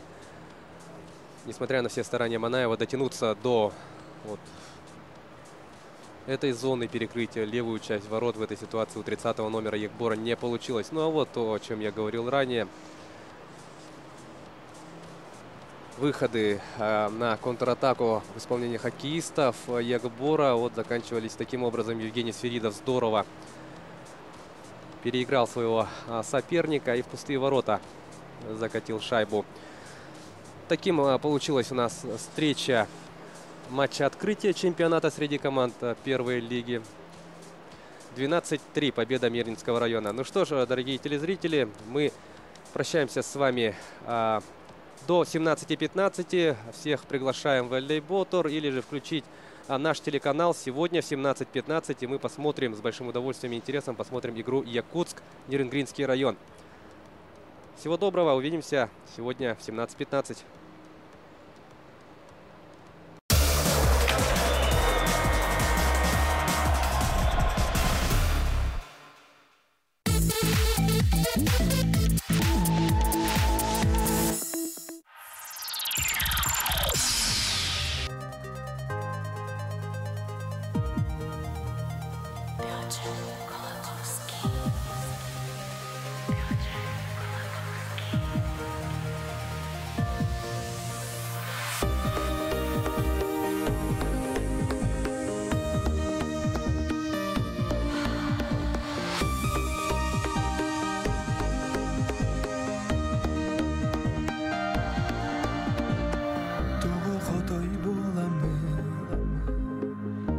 Жана доғарбы Тутан хаяныларбы Көннәрикен көйбәпті Барат сирген білербі Баты хақтан тиемі Туру көчос боламы Тутан хаяныларбы Сардаңалы күлімнәр Сарғалы тырымна Көрегейді жырылар Күндіге ен көмі Сардаңалы күлімнен Сарғалы тырымна Көрегейді жырылар Күндіге ен көмі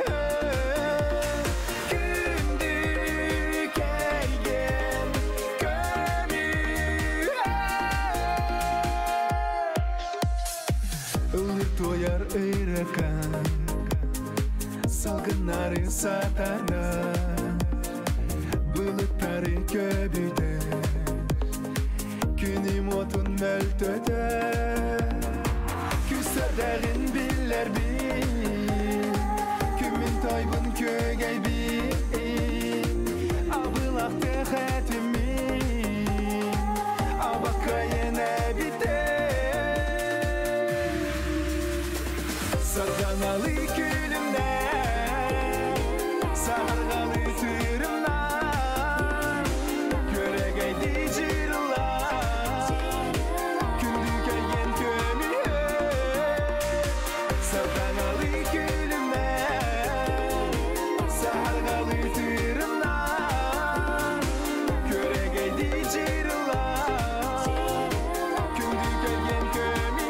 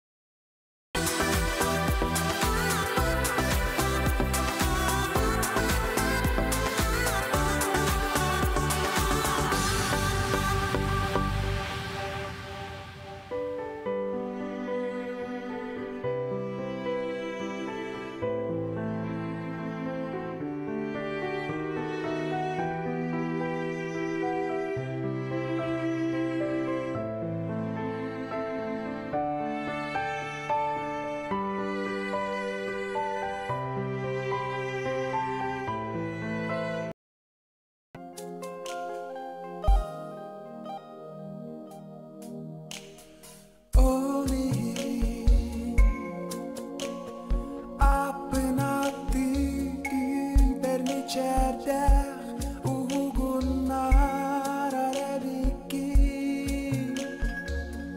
bir de emel dinligesti olihin bu bilsibi yühetten bol budun eyden eremmi ebikin men de hallandan doktor doyuk sakalı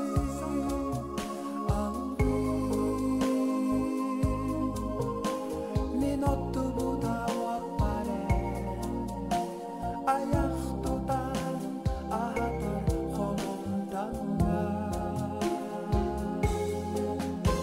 men de hallandan doktor doyuk sakalı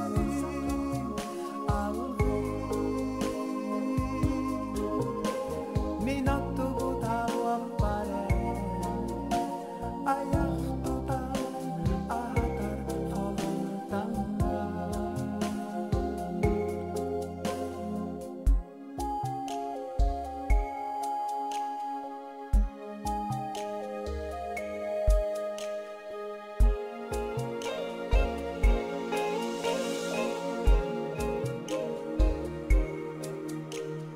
olihin min arçın arang arçın ili buhar taptalın en dibin en çekelen eyden olihin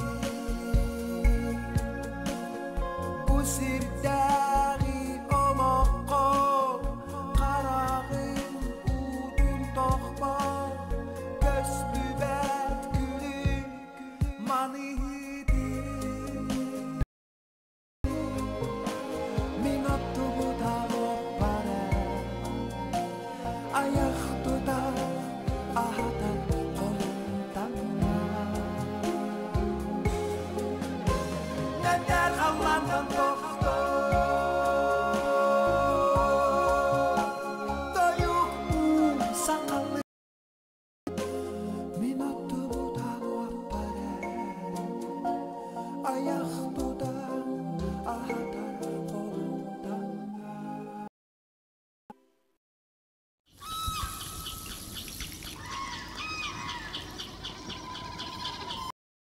В эфире передача «Охота и рыбалка в Якутии».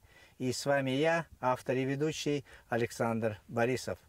Наша съемочная группа находится в Кобяйском Улусе на реке Лена, ниже устья реки Алдан, примерно в местах, где впадают с правой стороны речка Белянка, слева Ханчалы, Кенкеме.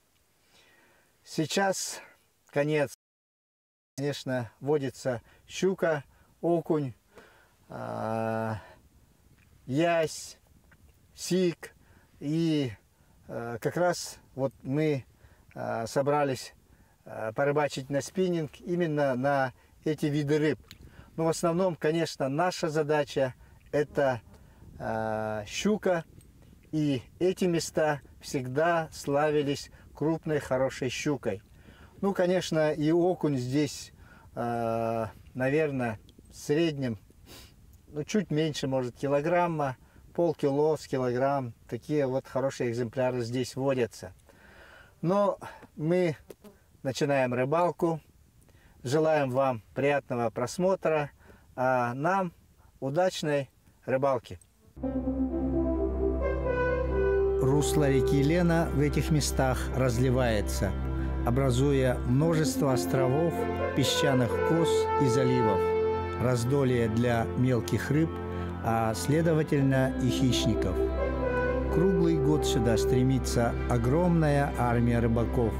И круглый год кормилица Лена продолжает радовать нас хорошим уловом, а иногда и отличными трофеями. Растительность островов – тальник, а на коренных берегах преобладает ива, береза, ель, сосна, лиственница и различные кустарники. Левый берег реки и острова песчаные, а правый – каменистый. В этот раз команда наша состоит из постоянных. В первый день мы решили порыбачить двумя группами. Первая – это Илья с оператором на лодке должна разведать устья левых притоков и порыбачить в их окрестностях. А мы с Андреем Федоровичем должны найти постоянное место для табора и начать охоту на речного хищника где-нибудь рядом с ним.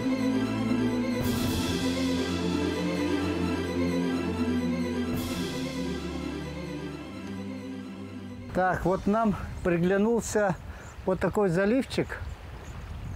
Ну, можно сказать, что мы стоим прямо на фарватере. Находить такие места и стараться рыбакам. Но посмотрим, как погода простоит в эти дни. Ну и как пойдет рыбалка. Ух ты! Крупный идет, да, какой-то? Не знаю. Ну так, не скажу, что совсем трофейный.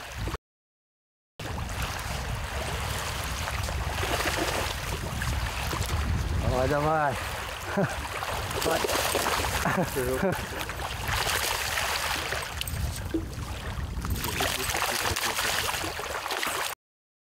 Да, вот она.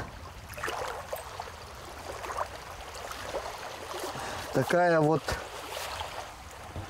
средних размеров. Здесь вот щука такая. В основном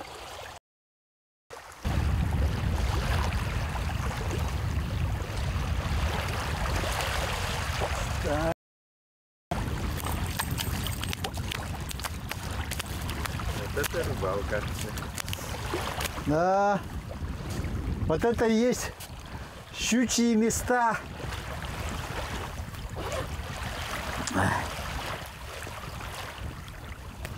Прямо вот как на подбор одинаковые, да? И, конечно, никакой рыбы здесь не было. Зато следы хозяйки тайги с детенышем были повсюду. Прямо вот из этой ямы.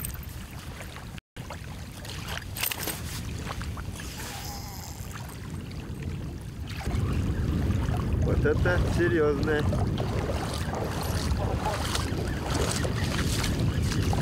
Ух ты, красота. Размер. Да. Хорошую свечку сделала. Да. Такая маленькая, такая сильная. Ух ты! Ух ты. Классно. А мы думали, она не играет совсем. Кажется, что-то там. Хватанула и отпустила, да? Мне кажется, там уже сейчас один фарш приедет. Да. Только-только показывали, короче. Да. Из-за этого? Да, жало короткое, поэтому крючок спереди был. А щука бьет, ну, рыба бьет по центру. И, видимо, на крючок не засеклась, сзади крючка так укусила и сорвала наживку. Ну ладно, сейчас еще раз попробую. Может, хотя та же самая, конечно, щука. Кто я знаю. Не поняла, что случилось. Слишком реалистичная была наживка. Но силикона у нас еще много. Какие, да, силиконы? Да, разные есть. Так что можем пробовать. Почти такая же, форма такая же, только раскраска другая. Ух ты! Ты шо попал?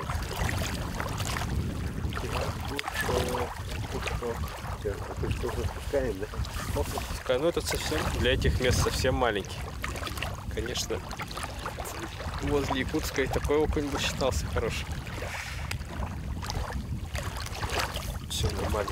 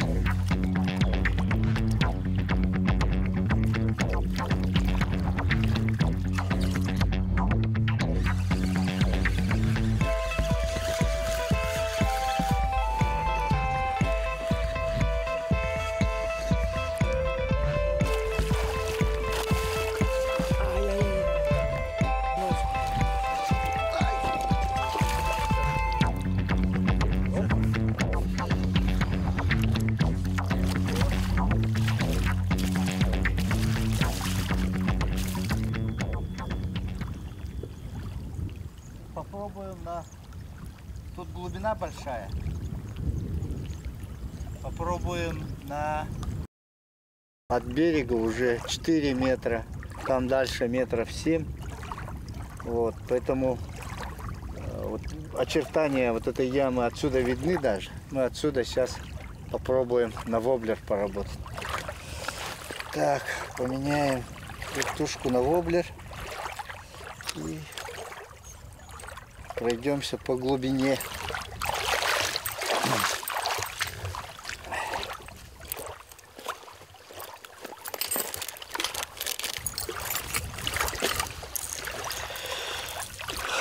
Этот воблер, ну, грамм, наверное, 2, да, тонет на метр-полтора, наверное.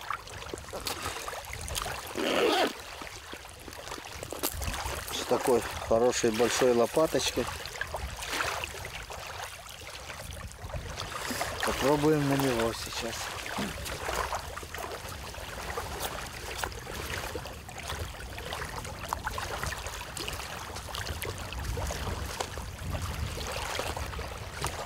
Течения здесь нет. Можно полметра-метр. И первую проводку надо активно побыстрее делать, чтобы он притонул сразу. Потому что мы, конечно, кидаем на небольшое расстояние.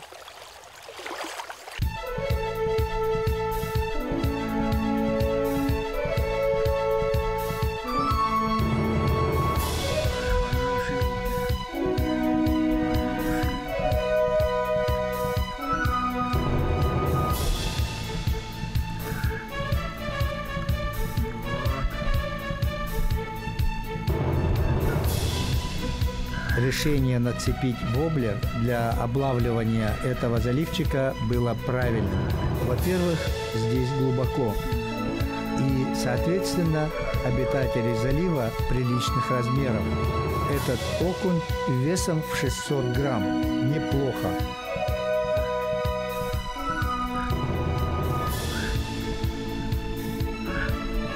Ух ты!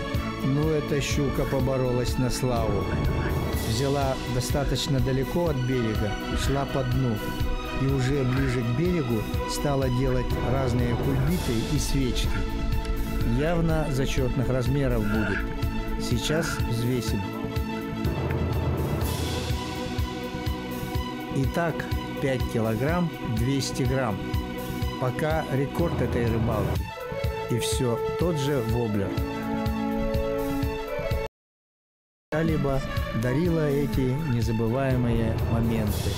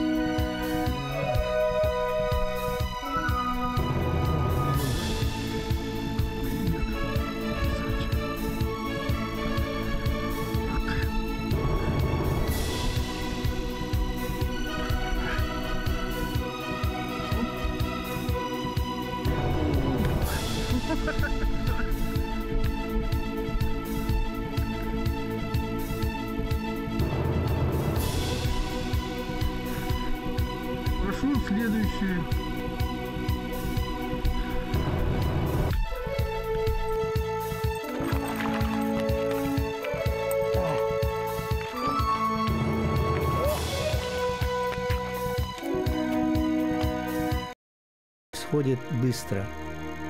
Буквально через десяток дней здесь все будет по-другому.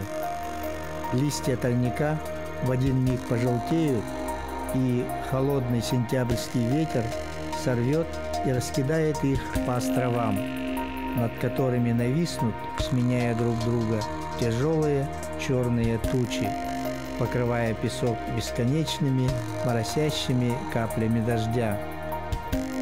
Изредка выглянет солнце, но холодное небо будет возвращать картину северной осени, все больше напоминая о приближении суровой зимы. И только рыбаки останутся те же, поменяют снасти и будут здесь в любую погоду, в лютый якутский холод, пронизывающий ветер днем и ночью, утром и вечером.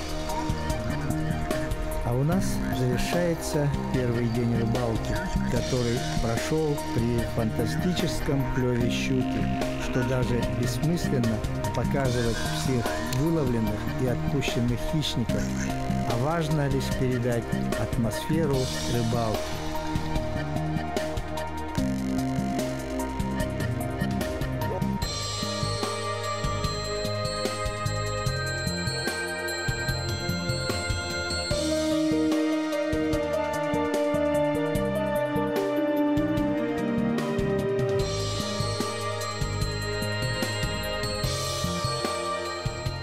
На второй день начинаем облавливать те же места. Первый заброс. И сразу окунь такой. Давай, иди гуляй.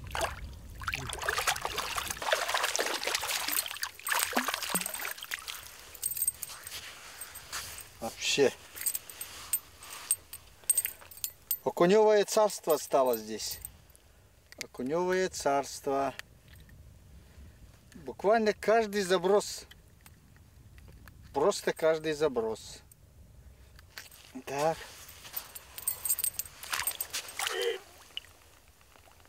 Иди.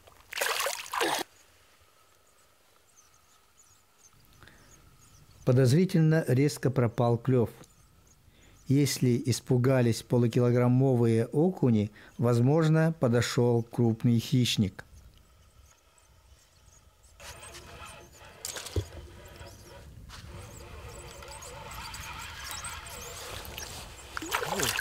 Окунь такой. Видел ты? Да. За ним буквально подошел. Это она же. Окунь-то. Смотри, да? Окунь попался. Вот. И я думаю, окунь там, когда окунь попадается, характерно же, она сопротивляется, такие мелкие подергивания, да? А потом стало так тяжело, вот хватанула окуня щука. Вот, видите, да? Вот, вот. И щука держалась так. И вот она сейчас ушла прямо. Берега. Да, у берега отпустила этого окуня. Вот это с ним. Смотри, на берег выпрыгнула сама. Нет, а там дальше вторая же рыба. Да, да, вторая, здорово, от него убежала. Так оно и есть. Здесь щука. А последующие события подтвердили это предположение вдвойне. Ее обратно убежала отсюда.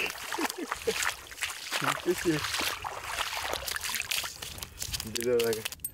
Мы определили вот такое очень перспективное место, залив. Стали закидывать спиннинги. Прямо каждый заброс стали брать окуни. Ну, наверное, грамм по 400-600. И вдруг резко их клев прекратился. И в это время вот за нами просто на берег выпрыгнула щучка и стала биться. А сзади была огромная волна, то есть ее гоняла другая щука. Вот. И вот одновременно клев окуней тоже прекратился. Поэтому мы сейчас начнем охотиться на эту крупную щуку. Артист какой, а? Так, а теперь началась целенаправленная охота на хищника.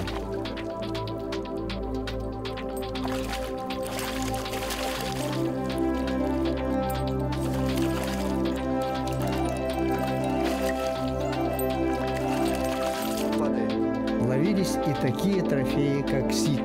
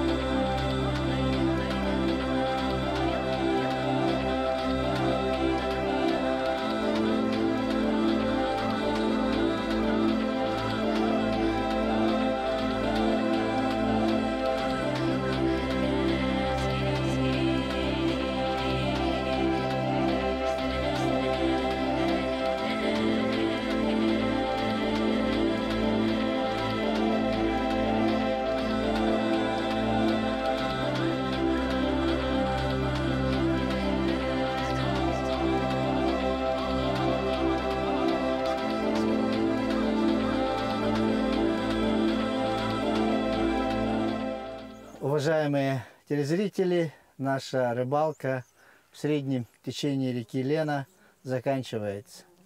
Мы провели здесь пару дней и рыбачили на щуку. Искали здесь щучьи места. Рыбалка у нас получилась динамичной, мы довольны. Нашим трофеем оказалась щука весом 5 килограмм 200 грамм. Попадались одна щука 4 килограмма, ну и достаточно много весом уже выше 3 килограмм. Погода простояла отличная, мы довольны. Я надеюсь, что и вам было приятно смотреть нашу передачу. Ну а мы на этом прощаемся с вами. До свидания, до новых встреч.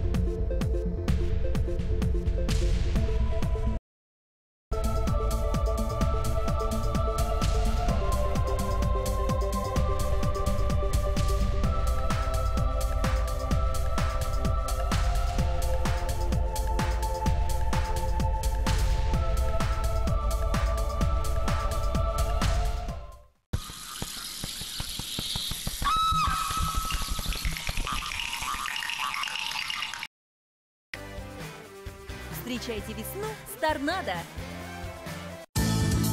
Управление Министерства юстиции России по Республике Саха-Якутия напоминает: законодательство обязывает некоммерческие объединения и организации предоставить сведения о своей деятельности в срок до 15 апреля текущего года. Только 2 дня. Главная ярмарка Якутии. Ипотека и недвижимость. Старт продаж новых объектов. Готовые квартиры, дома, участки, жилье в регионах России. Скидки, акции и призы. 6-7 апреля. Кружала. Айыгыт сирге түһер кемигер, мус устары хеттис күнүгер. Сага эстрадатын маанылах колаха Ника, айыр үлетин 15 сылыгаранан опера онна балет театрыгар таптал. Якутской птицефабрики со 2 по 8 апреля покупателям 3 десятков яиц и более пасхальный набор для украшения яиц в подарок. Якутская птицефабрика.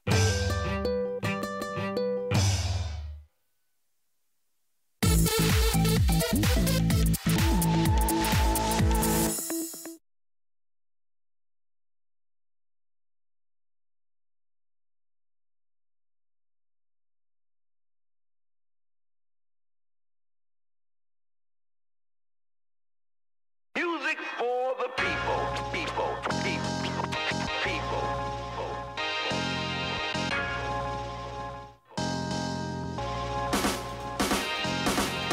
Когда я стою на сцене с микрофоном, то стараюсь хотя бы энергетикой быть ближе к эталону, к тому музону, который меня качает. Без кубика, безика и даже чашечки чая. Днем слушаю рэп, по ночам пишу куплеты как поэт. Вроде бы только начал, пролетело 15 лет. Свой след в этой жизни по-любому должен оставить. И как можно выше в рэпе поднять якутское знамя.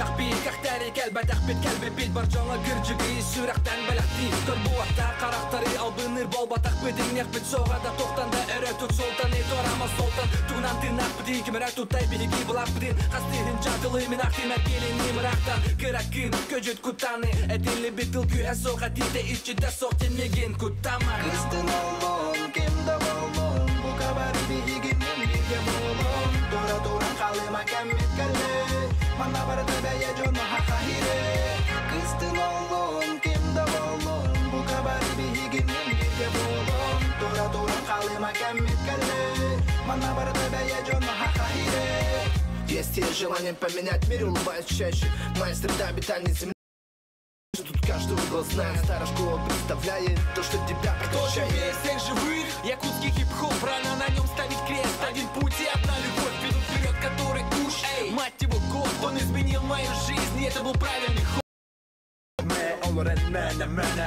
Әнмәне тені бұл санап бүкені Әйені мені, күнені барып өткені Бейеті лоңқо кереті Хип-хап білеті, біліңе кәмге Бұтәтімге барып тәңге Керде қәрсе бәқсі бүңі Бол әтәңге сақай Кыстын олын, кемді болын Бұл қабар бейгінен бірге болын Тура-тура қалыма кәммет кәлі Мана барды бәйе жоны хақа хире Якутская знамя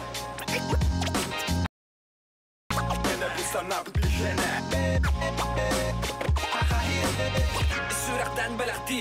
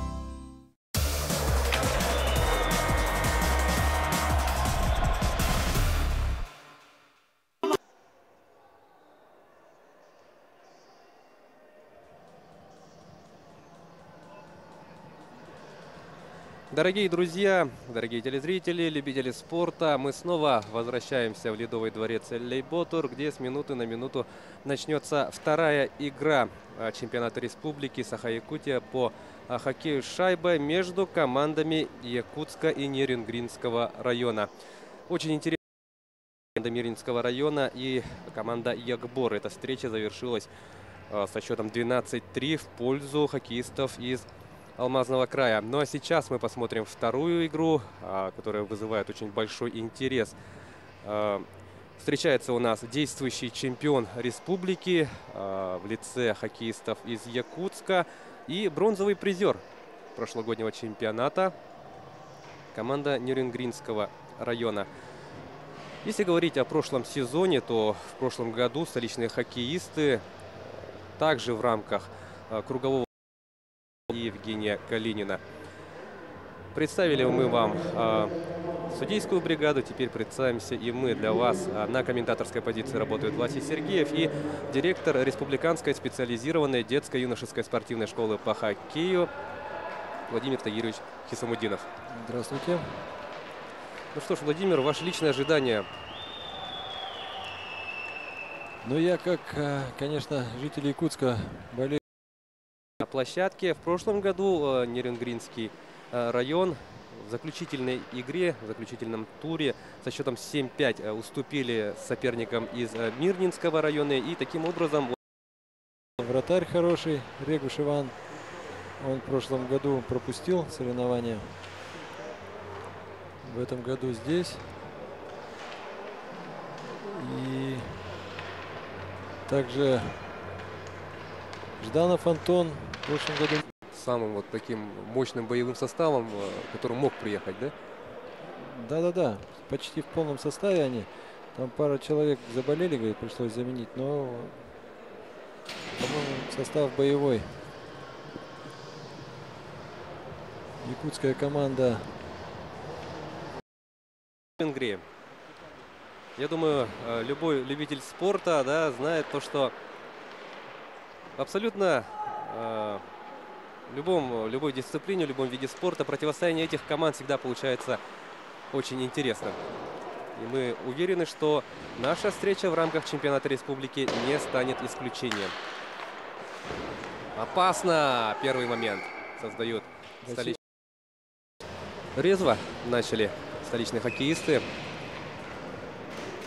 Прострел с левого фланга. Вратарь оказался на месте вбрасывания.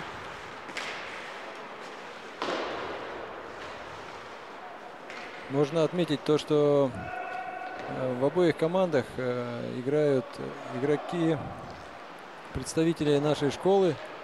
Тренера — это Сандаков Яков, Денис Чудинов, Васильев Ярослав и Дружинин Никита за команду города Якутска. И Жданов Антон, Шатунов Александр Александрович играют за Нерюнгри. Шайбой хоккеисты из Нерюнгринского района. И ух, как плотно встретили, да? И сейчас Якутск попытается что-нибудь придумать в этой атаке. Бросок. Добивания не будет. Напоминаем вам о том, что среди команд, в состязании среди команд первой лиги у нас выявление победителя и призеров проходит по круговой системе. То есть у нас есть 4 команды, которые играют между собой, и потом вот будут считаться набранные очки. Впоследствии еще будут выявлены призеры и, конечно же, чемпион республики. Бросок. Разминулся. Михаил Тумигин выполнял бросок по воротам.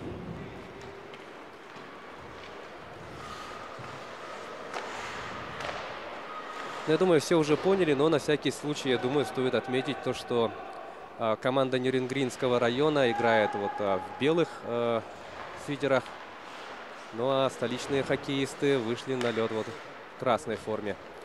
По телевизионной картинке они находятся слева.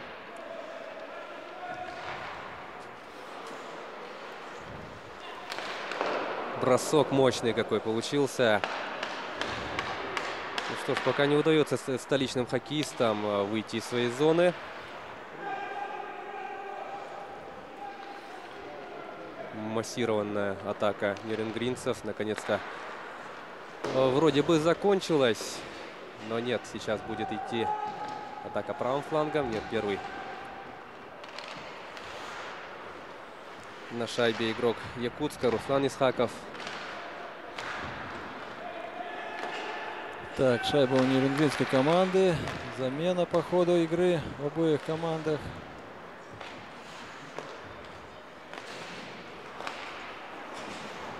Шатунов Александр шайбой.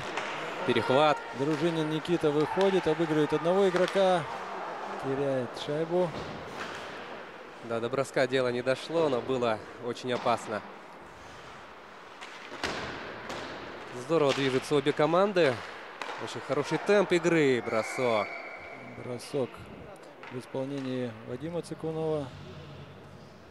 Передачу давал Яков Сандаков.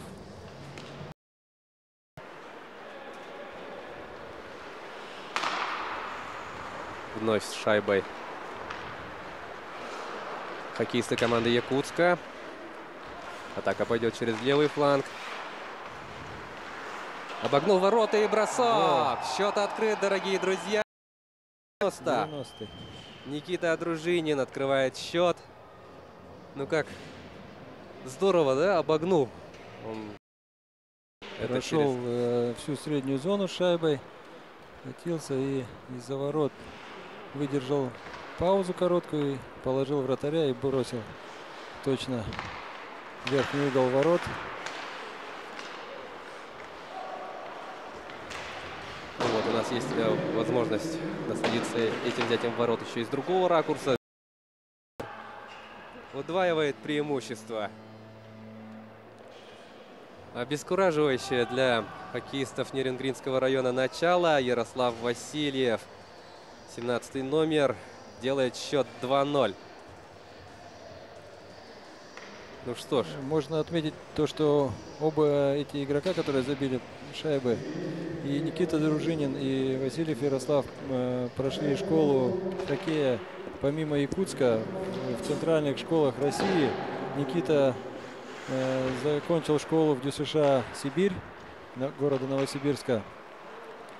А Васильев Ярослав, начиная с Электростали, потом играл в Хабаровске и также был профессиональным хоккеистом в составе молодежной хоккейной лиги. Имел профессиональный контракт в Хабаровске и после травмы вернулся домой. И вот сейчас работает тренером.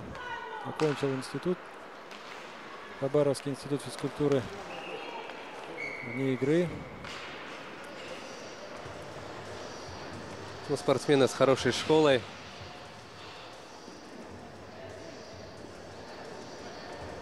С приличным уровнем мастерства. Не зря все-таки именно данные спортсмены играют в первой лиге, да? В сильнейшем дивизионе нашей республики. Да. Ну что ж, 5 минут отыграли в первом периоде. 2-0. Ответ нерюнгринцев.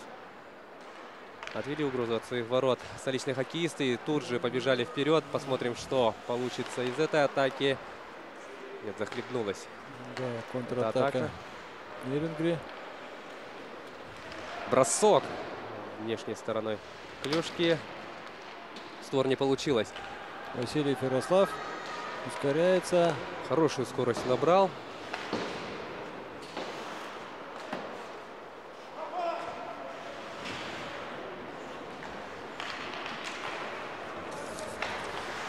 Высокий темп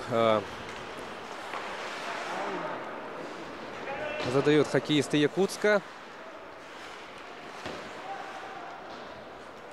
Нерюнгринцы никак не могут выйти из своей зоны.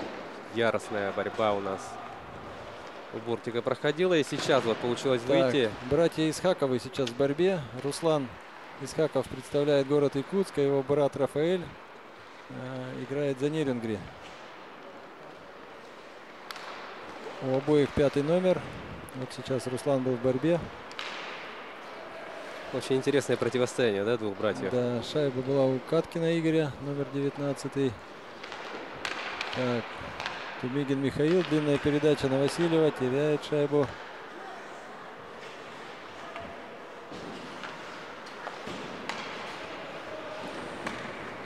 Напоминаем вам, дорогие друзья, то, что ничейный исход у нас невозможен. Куприн Василий привез шайбу в зону и опасно у ворот.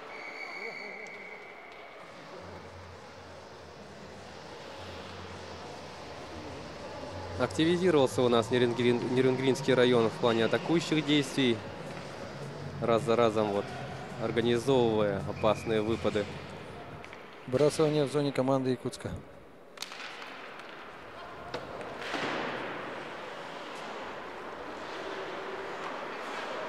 Денис Чудинов с шайбой. Передача Цикунову Вадиму. Нерюнгринцы с шайбой.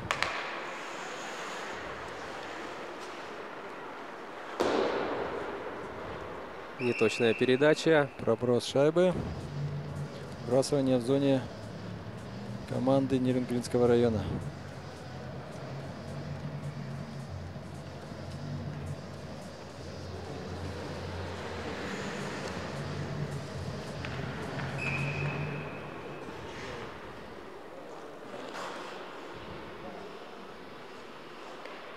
Итак, и вот находит он пасом. Шайба у Плахина Андрея. Бросок. Парирует Иван Рыгуш. Шайба по-прежнему у столичных хоккеистов. 12 минут 25 секунд остается.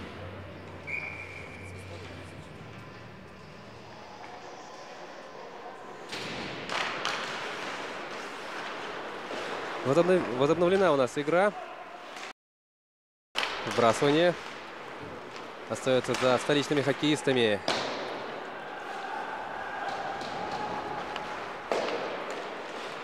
Нерюнгринцы сейчас попытаются организовать контратаку. Нет, это сейчас будет у столичных хоккеистов. Пас на пятачок.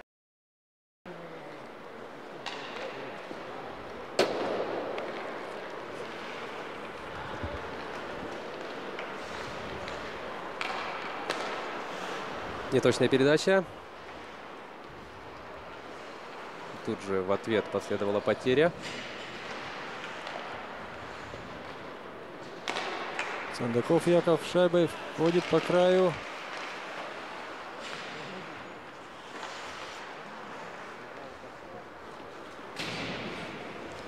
Потеря случилась, и сейчас вот так вот решили. Мощный бросок через всю площадку.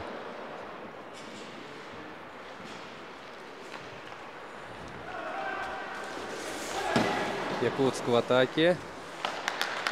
Никита Дружинин шайбой ищет партнера. Денис Чудинов. Яков Сандаков. Яков Сандаков в борьбе. Выводят шайбу из зоны нерюнгринцы. 2 в 2. Бросок. Жданов Антон бросал. Хороший, мощный бросок.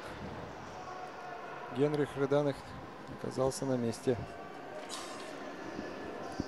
Составы играющих команд объявим, да? Начнем с Нерюнгринского района. Под 10-м номером играет Шатунов Александр. Жданов Андрей под 13-м номером. Вышеславцев Артем под 25-м.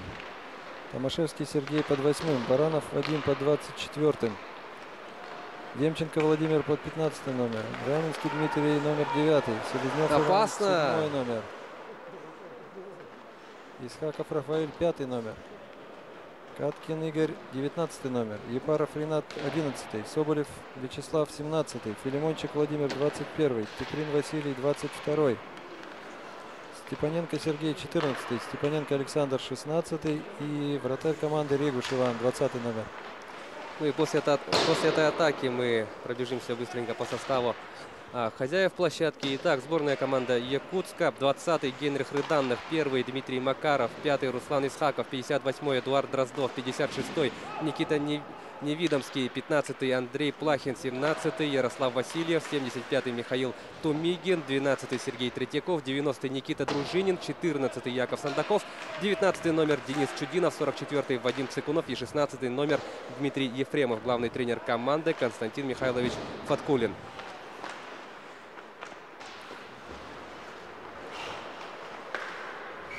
И вот тут, да, досталось по голове. Подножка. Да, подножка, которая была затем. После подножки вот удар по голове пришелся клюшкой, но видим, что хоккеист. И на скамейку отправляется 10-й номер Шатунов Александр.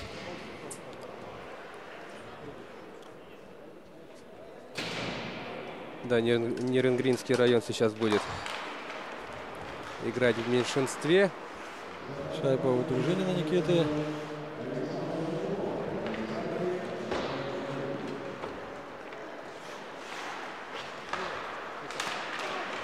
Опасно. Продолжается атака столичных хоккеистов.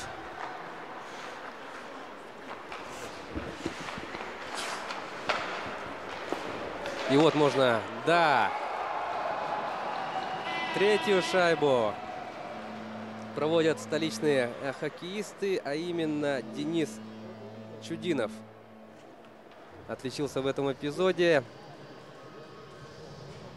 Реализовали большинство хоккеисты Якутска. И вывод именно такого начала, такого расклада к этой минуте встречи. Ну, на самом деле, да, быстро очень забили, поэтому как бы в свою сторону. Вот, хорошая атака. Генрих сыграл. Да, быстрые голы пошли, да, и поэтому команда сразу Якутска себя почувствовала поуверенней. Нерюнгринцы маленько растерялись, но я не думаю, что нужно расслабляться и думать, что игра закончена. Она у нас как раз-таки только началась. Да. Якутск вновь старается организовать свою атаку.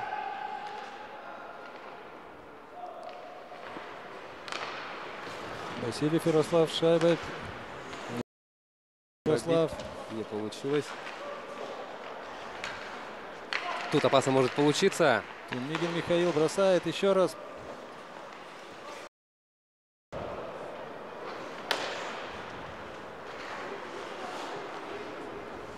Ну вот, перехватили наконец шайбу хоккеисты Нерюнгринского района. И сейчас контратака в исполнении нерюнгринцев. Посмотрим, что из этого Шатунов получится. Александр пытался обыграть. Денис Чудинов с шайбой. Входит в зону. Оставляет Цикунову Вадиму. Жесткий прессинг. Потерял. Столичные хоккеисты. Удаление будет у нерюнгринцев. Неправильная атака соперника. На 2 минуты отправляется Артем Вышеславцев. А нет, извиняюсь.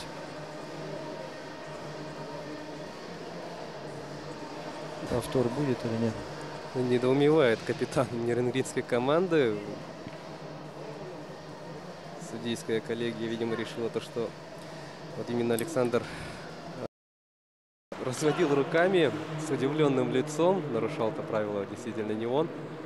Итак, 2 минуты в меньшинстве будет команда Нерюнгринского района. Посмотрим, удастся ли столичным хоккеистам воспользоваться этими обстоятельствами.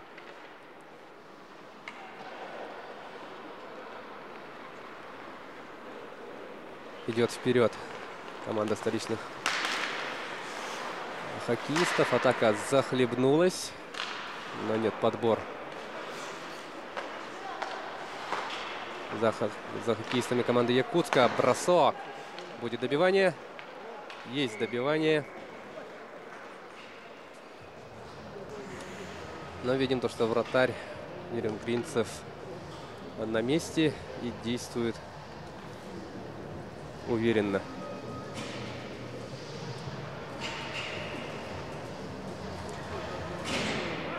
Пять минут 35 секунд остается играть в первом периоде. Вбрасывание в зоне нерюнгринцев.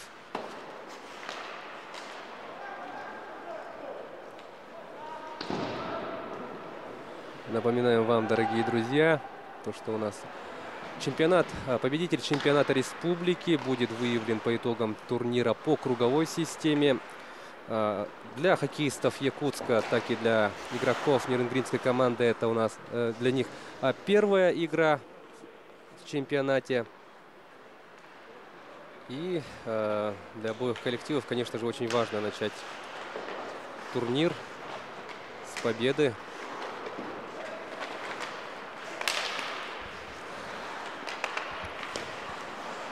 Атака левым флангом Якутска. Бросок. 25 секунд еще нерюнгринской команде играть в меньшинстве.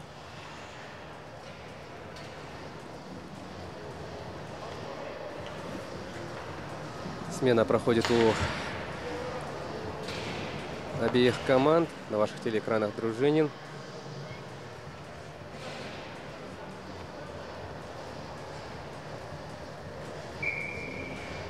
Меньше 5 минут остается в первом периоде. 3-0. Якутск по-прежнему впереди.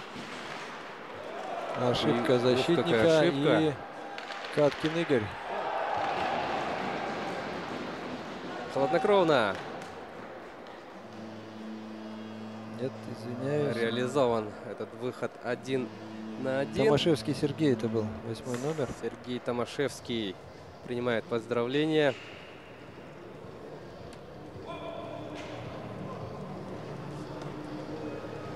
Действительно очень нерасторопно сыграл в этом эпизоде игрок Якутска и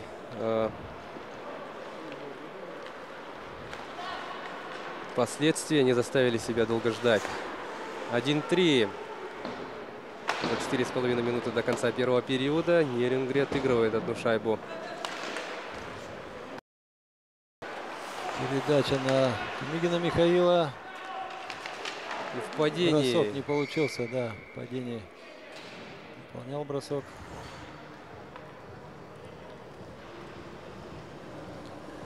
Три минуты и 50.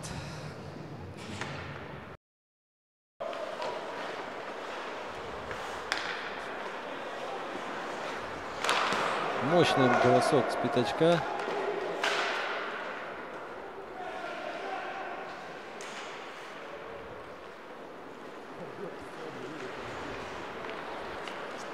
Ну что ж. Плахин Андрей бросает шайбу в закругление. Яков Сандаков. Ну, почти успел. Вадим Тикунов владел шайбой, отыгрывает на защитника. Андрей Плахин бросает. Вратарь на месте. Я думаю, хоккеисты Нерюнгринского района выполнили, ну, так сказать, план минимум, да? Отыграть одну шайбу перед уходом на перерыв. Ну, 3 минуты. Хоккей это очень много. За 3 минуты может произойти очень многое. Да. Сандаков. За воротами. Играет Сандаков. Борьба у бортика. Немножко потерялись, да, хоккеисты с той и с другой стороны. И бросок с разворота. Вадим Тикунов с шайбой. Шайба выходит из зоны.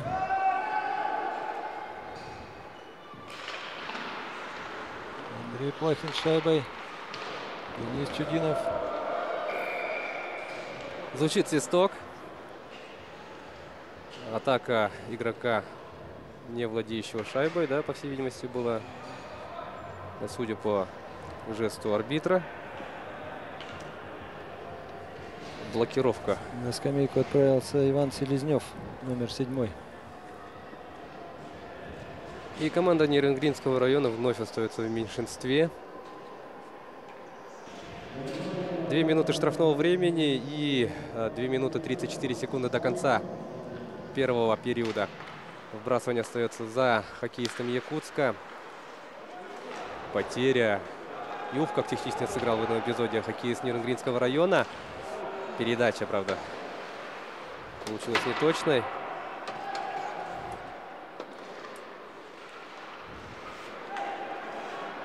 И ответная атака столичных хоккеистов. Бросок мощный. Мощный бросок.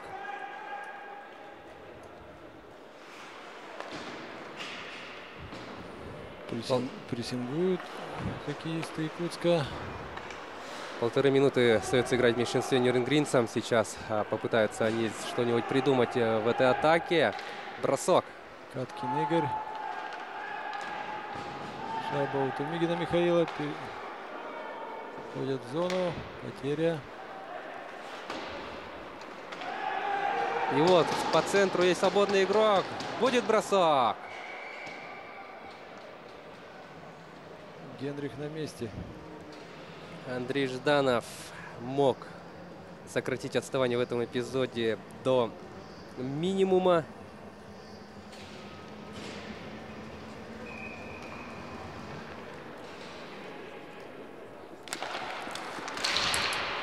Ну что ж, вбрасывание в зоне Якутска. И сейчас атака столичных хоккеистов. Здорово.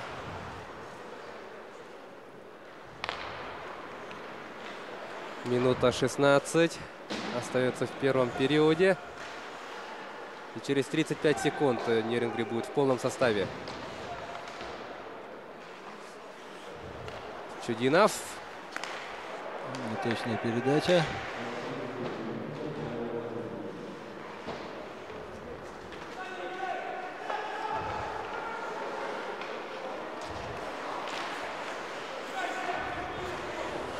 Позиционная атака столичных хоккеистов продолжается. Отбились. Да, 5 секунд. Все, Нерюнгри в полном составе. 33 секунды до конца. Потеря шайбы. Шайба у... Нет, Сергей Третьяков потерял шайбочку. Здорово перехватили столичные хоккеисты. 10 секунд остается играть в первом периоде. Последние мгновения 20-минутки. 3-1. Вот несколько минут назад была хорошая возможность у нерюнгринцев сократить отставание Якутска.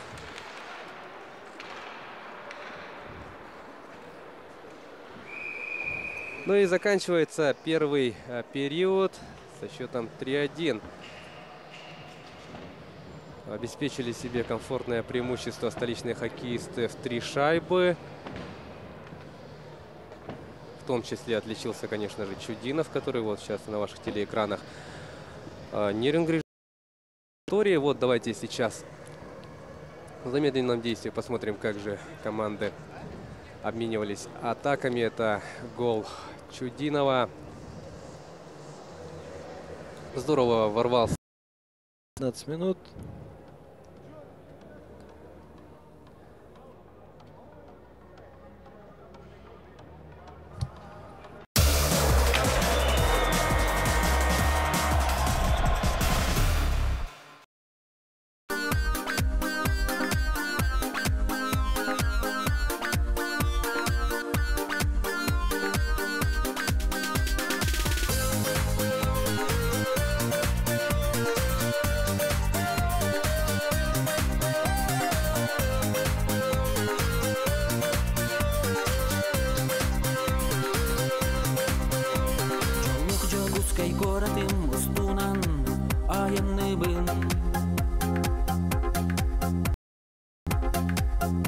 Sergelekte derimigin terliden kördöspüden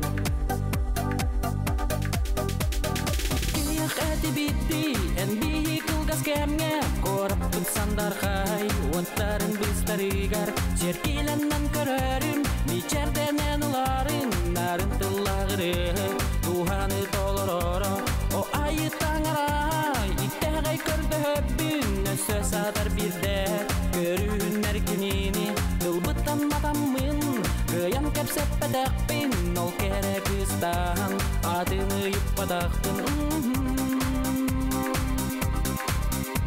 Günler konuktar ahallar Men dinini Körsübetin Проспирустунан аяннан сергелеққа тоқтубун. Бирде эмит қолбаныра билин арынтылақ үйрен. Ол түгені түнүннерен эрел кыймын сүтербет. Эти битти, энби кылгас кемге, корып кылсандар хай, уаттарын быстарыгар, серкиленнен көрөрүн, мичерденен уларын, арынтылағыры, туханы толороро, о айы таңара, иттегай көрді өпбүн, өсө садар бирде, көрүүн эркинини, кылбыттан матаммын, кыян кепсеппедекпин, ол керек ыстан, атыны юппадактын.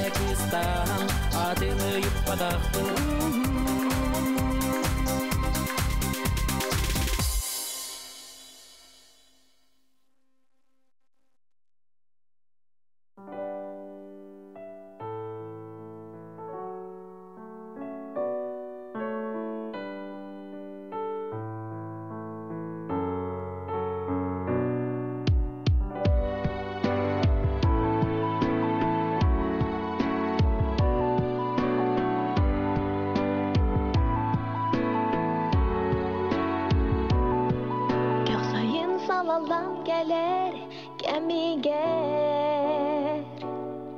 Canaymak var yürere geredi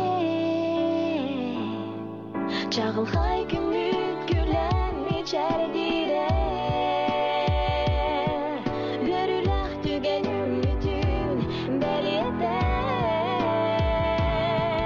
Dolabıt bari tasıp sırdık miçerine sıcayda Saharga sırdık külüpler imler bittedenle Ürezi dağar da fonamır İran sana bir tola Sahavıt siriger bu bugün Cikti tügen bir güne üne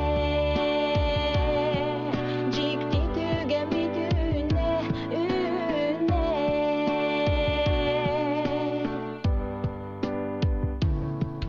Alaqon araz ciktik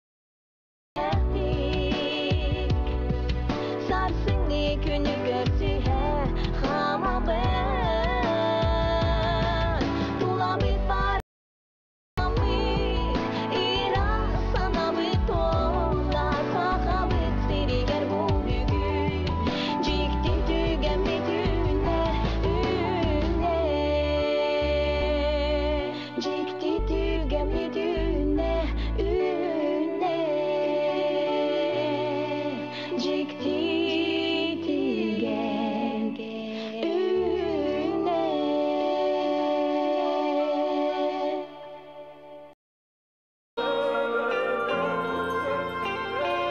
Ürün kün soğutuk iyesir ürüdüne İtturan oluqta ayıxan juluhar İrbetton irdüger erken ey ergeyen İlleye algısta artıgında baysa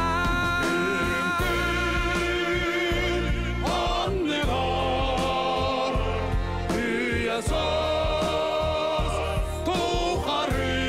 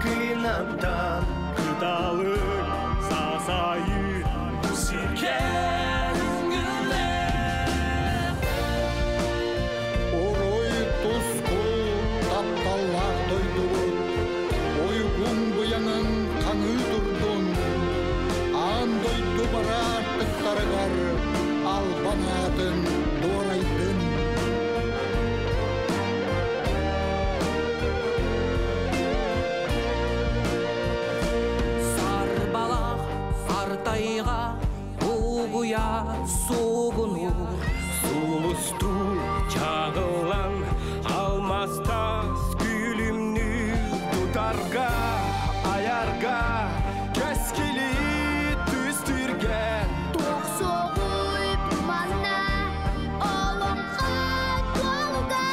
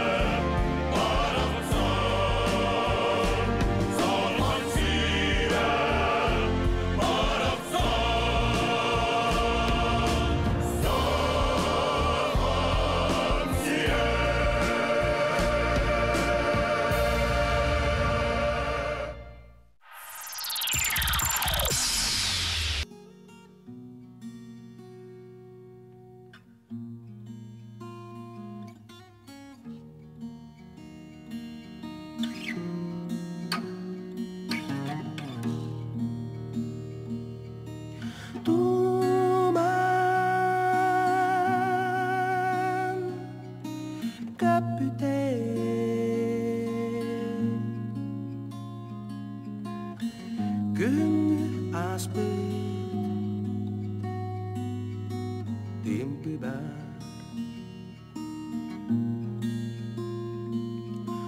Туманы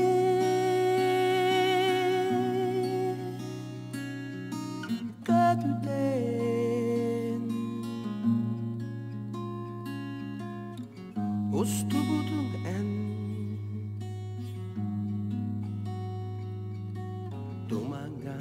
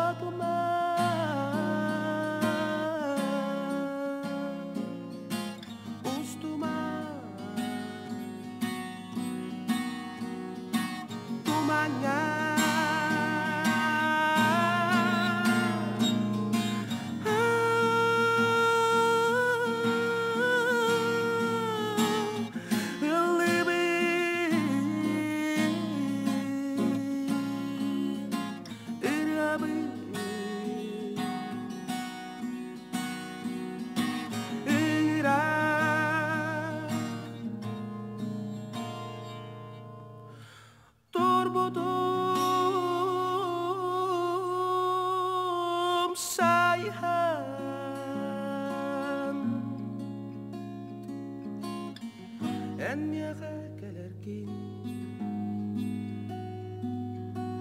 кәтәһән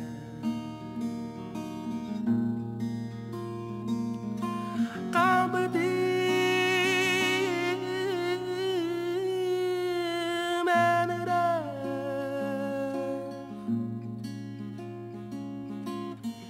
Әнмеға кәлі Думандан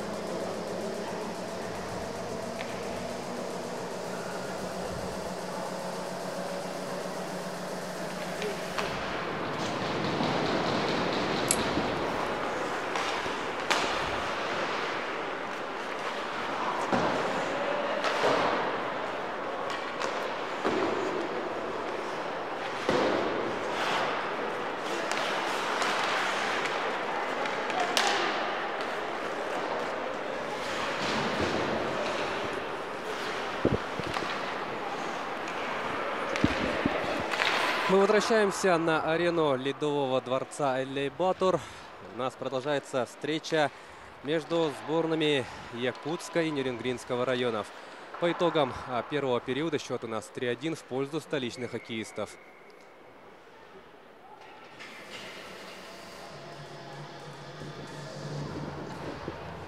Очень интересный первый период у нас прошел. Надеемся, что второй также порадует нас результативными действиями.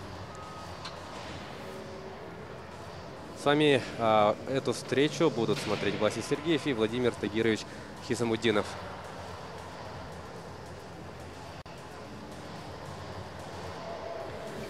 Вбрасывание будет.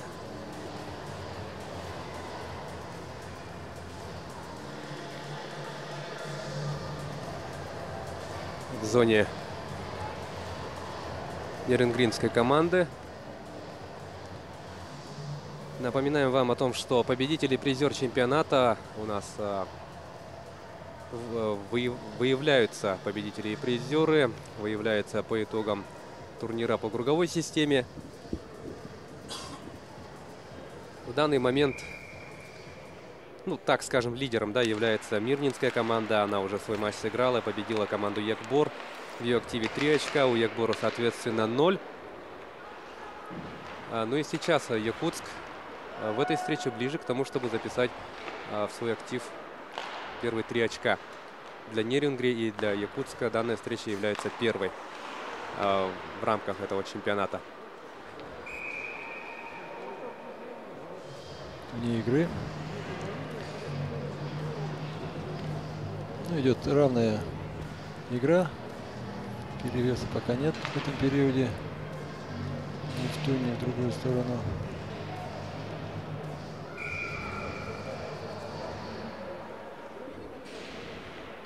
Сбрасывание в центральной зоне.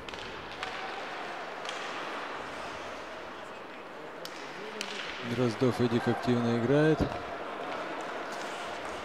Бросок. Рядом с ближней штангой. Продолжается атака нерюнгринцев. Хороший бросок с близкого расстояния.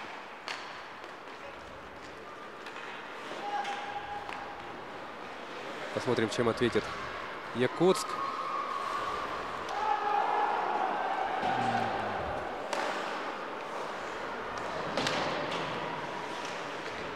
Хорошо на выходе сыграл страж ворот столичной команды.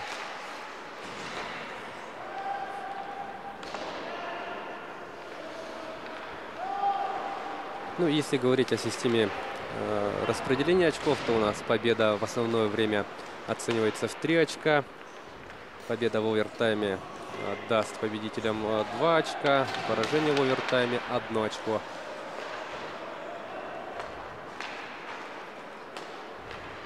По итогам чемпионата вот именно эти очки будут играть решающую роль. Хорошо прошел, но, к сожалению, не попал в створ ворот. Контратака нерюнгринцев.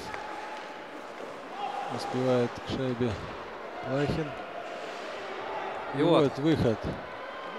Гол. Здорово. Яков Сандаков. Яков Сандаков с передачи Сергея.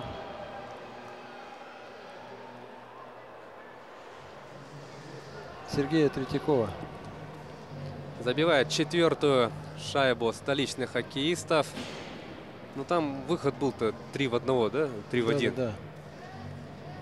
Конечно, такие эпизоды должны быть реализованы. Давайте вот посмотрим. Да, получает Яков хорошую передачу точную.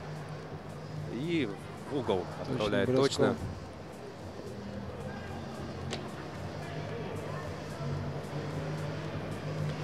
Первый результативный бросок во втором периоде делает счет 4-1 в пользу Якутска.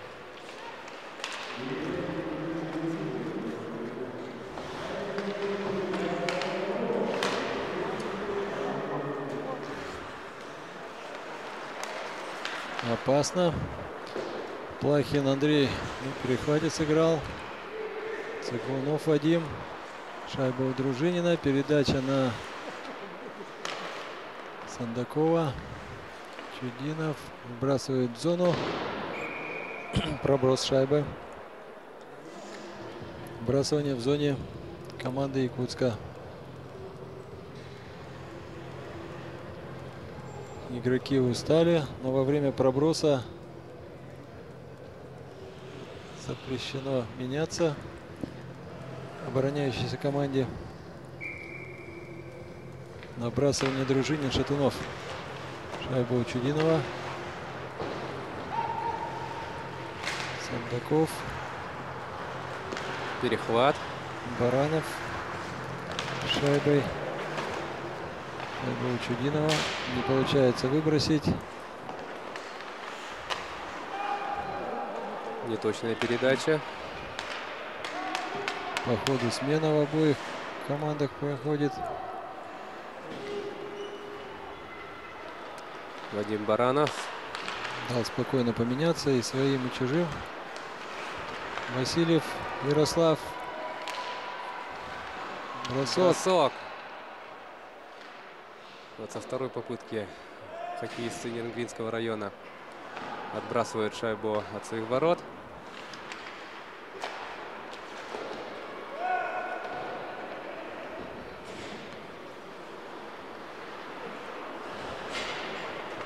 Нерюнгринский район начинает свою атаку. Шайба перехвачена столичными хоккеистами. И сейчас будет ответ. Ну что? Васильев, Ярослав в борьбе завладел шайбой. Шайба у Васильева.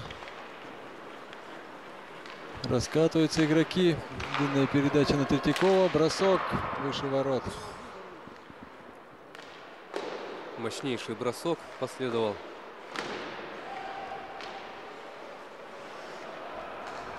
Шайба у нерюнгринцев.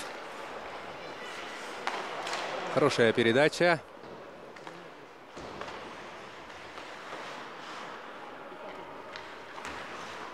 Продолжается атака нерюнгринских хоккеистов.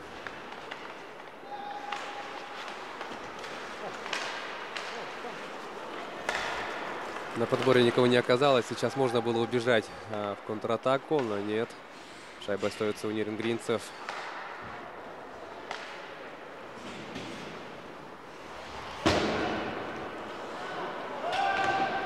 Проброс.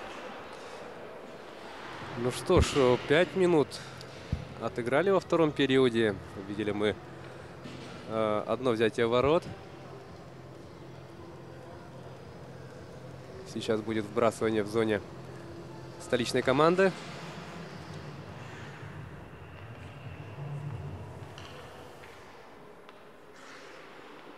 Вбрасывание.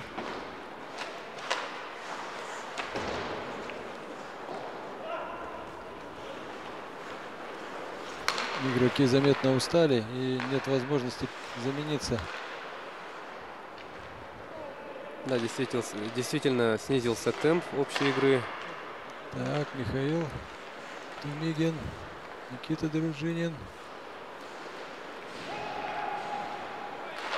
Чудинов бросает.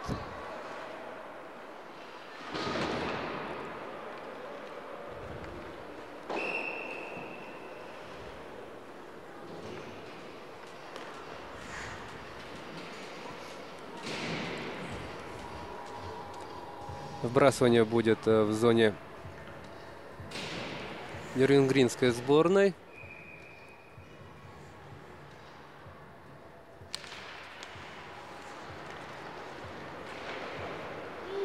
Столкновение.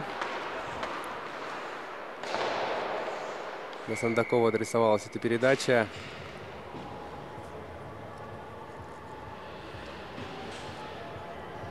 Ну что ж, если говорить вот о первой лиге, у нас вот соревнуются сейчас Якутский и Нерюнгринский район.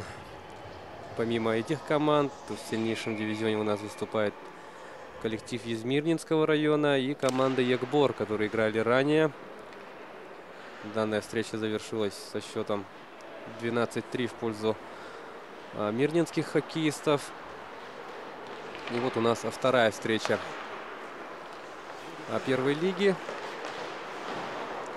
Завтра мы также покажем игры первой лиги в прямом эфире нашего телеканала. Так что, дорогие любители хоккея, любители спорта, в эти дни, сегодня, завтра, послезавтра, следите за событиями на нашем телеканале. В прямом эфире мы покажем весь чемпионат республики среди команд первой лиги. Сейчас атака Ниренгринской команды.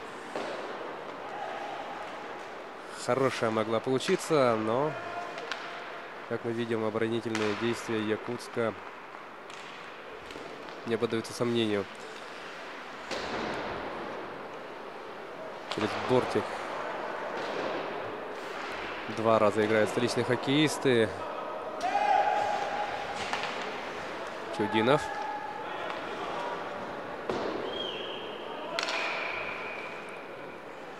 Игры.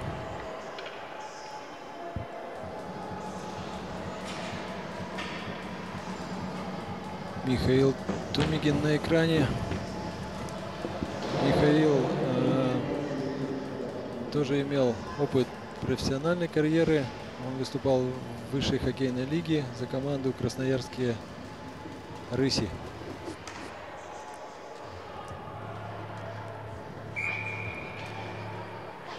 Ну, есть у нас ряд игроков, которые имели опыт выступления на большом льду.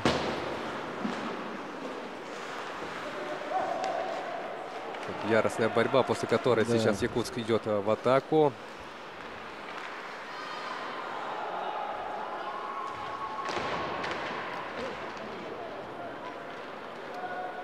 Ну, у нас накал страстей иногда. Да, ожесточенная борьба. Только что нам показали на скамейке Дружинина Никиту, который получил травму.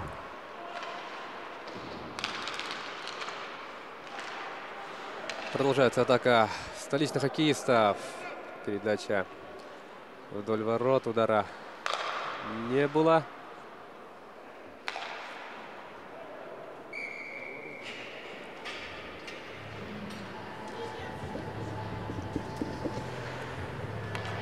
Но у нас накал страстей порой у нас достигает предельной отметки. Вот в предыдущей игре, я думаю, телезрители, которые подключились к нам с самого начала, прекрасно помнят то, что в матче Мирнинского района против команды Якбор Юрий Туренко и Антон Карпов сошлись в рукопашном поединке и получили матч-штраф. Все по-серьезному. Да, Никита Дружинин действительно получил травму. Пригласили врача.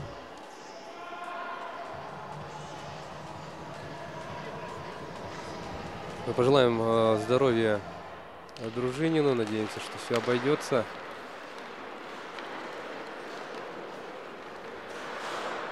Девять минут во втором периоде команды отыграли. Счет 4-1.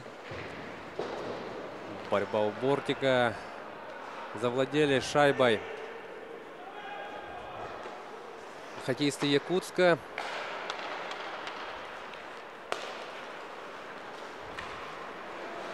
Яков Сандаков проходит вперед, но теряет шайбу, да. Теперь уже Ниренгри бежит. Контратаку, бросок дальний.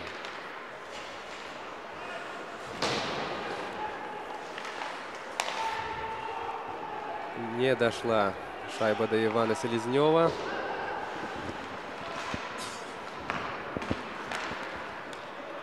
О, и контратака. Выход. Гол. И да. Сергей Третьяков сам забивает. Сам решил. Втроем. Ну вот, да, неосторожная игра. Впоследствии чего сразу 3 игрока сборной Якутска вышли на одного вратаря ниренгринцев. И Сергей Третьяков решил сам исполнить. Здорово, да? Показал в одну сторону, показал в другую. И уверенно переиграл. Вот хороший повтор. Ракурс очень красивый. Как и само взятие ворот. Самый неудобный бросок для вратаря — это над блином как раз. Если ловушкой верхние броски брать легче, то блином тяжелее парировать такие броски.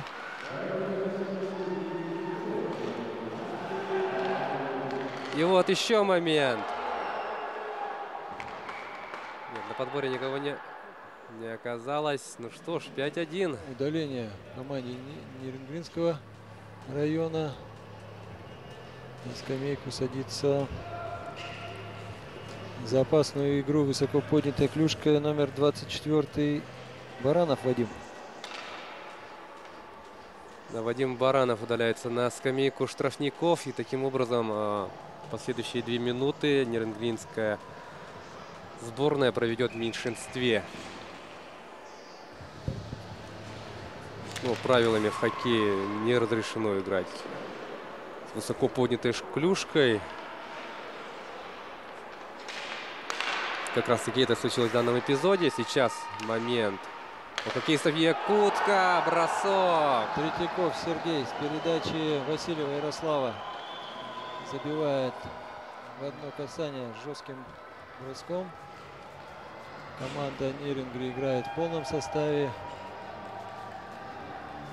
Сергей Третьяков принимает поздравления. Здорово сыграли, здорово все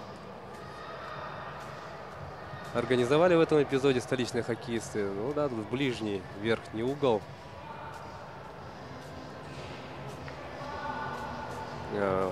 Пробросил Третьяков.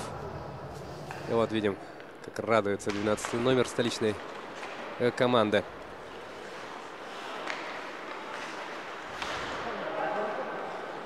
(6-1).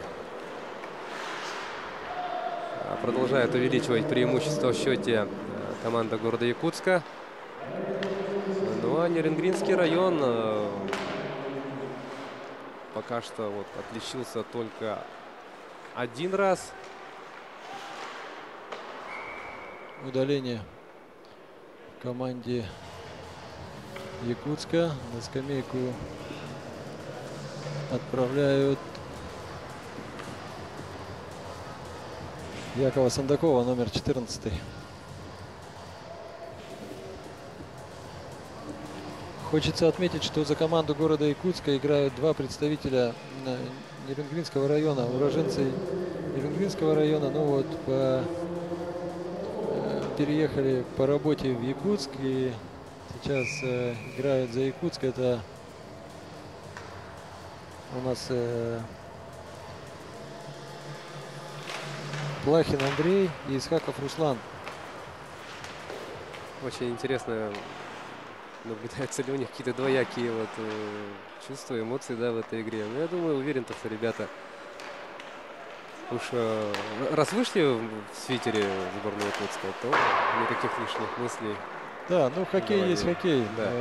В хоккее и опасно. Опасный момент. Михаил решил бросать в ближний угол. Справился вратарь. Да, справился вратарь здесь. Вот и контратака. И какой пас через все поле. Антон Жданов выходил в 1-0. Потерял шайбу в момент броска. Шайба сошла с крюка.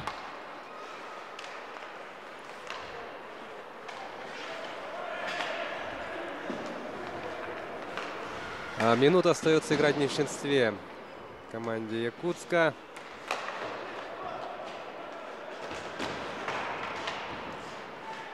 Нерюнгри всеми силами идет вперед. Дальний бросок.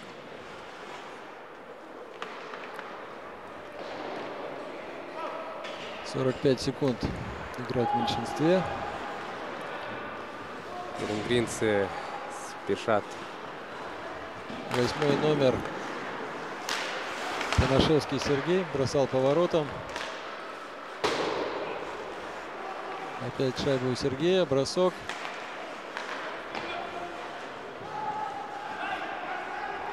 Серия дальних бросков.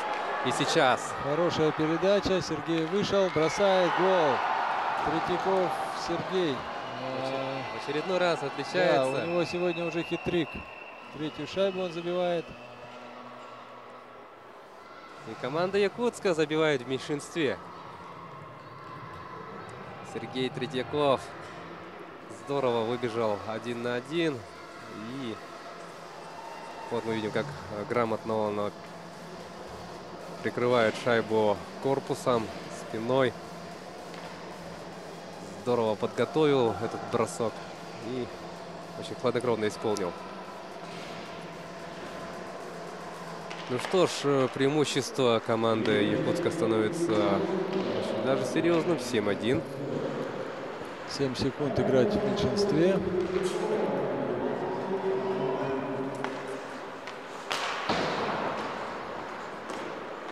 Выбрасывает шайбу Денис Чудинов. Так, шайба у Дениса опять. Цикунов Вадим проходит по краю, входит в зону, обыгрывает одного игрока, ищет партнера и теряет шайбу.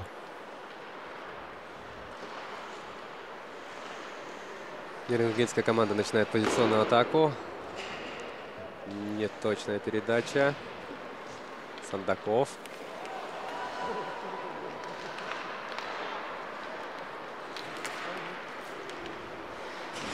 Шайба у Вадима Цикунова. Передача на Тумигина Михаила. Стали позиционно атакуют. Шайба у Цикунова. Потеря. И вот уже в атаку спешит Селезнев Иван. Перехват. Васильев Ярослав шайбой. Ходит по краю. По центру и сразу два хоккеиста Якутска. Да, быстрая атака.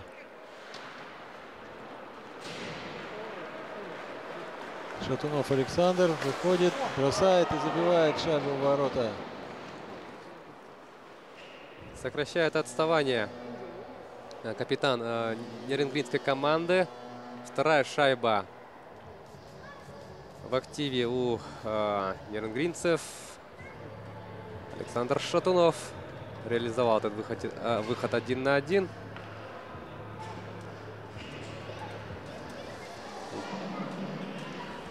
Попал в домик. Да, в домик точным броском. Александр Шатунов, кстати сказать, с Русланом Исхаковым ближе к окончанию школы играли в фарм-клубе ЦСКА ВВС в Самаре. После тоже вернулись. По-моему, полтора или 2 сезона там оба отыграли, потом вернулись на родину. Продолжили учебу в высших учебных заведениях. И сейчас вот играют уже в разных командах. Один за Якутск, один за Нерюнгри. Александр уже, если я не ошибаюсь, около 5 лет является капитаном команды Нерюнгринского района. Довольно-таки серьезный игрок, напористый, борется всегда до последнего, ведет команду за собой. Несмотря на счет, несмотря на как бы там игра не складывалась. Передача на Михаила Тумигина не проходит. Шайба опять у Васильева. У Тумигина шайба и передача на пятак. Бросок, гол. С передачи Тумигина Михаила шайбу забросил Васильев Ярослав, номер 17. Словно по ноткам, будто по ноткам, да, все разыграли. Здорово действовали в этой атаке хоккеисты сборной Якутска. Впоследствии чего Ярослав Васильев провел 8-ю шайбу своей команды. Сейчас мы... Ну, я думаю, что и зрители наблюдают, что темп игры немного упал, да, и нерюнгринцы, и якутяне играют уже не в том темпе, да, и вот такими прострелами как будто бы собрались, выстрелили, да, и потом опять такой маленько вялый хоккей переходит, что одни, что другие. Ну, вот сейчас четкий, да, четкая передача прямо на клюшку и четкий точный бросок. Ну, да, действительно, совсем другая картина, чем в первом периоде. Да, в первом периоде так активненько все. Скорости совсем другие были.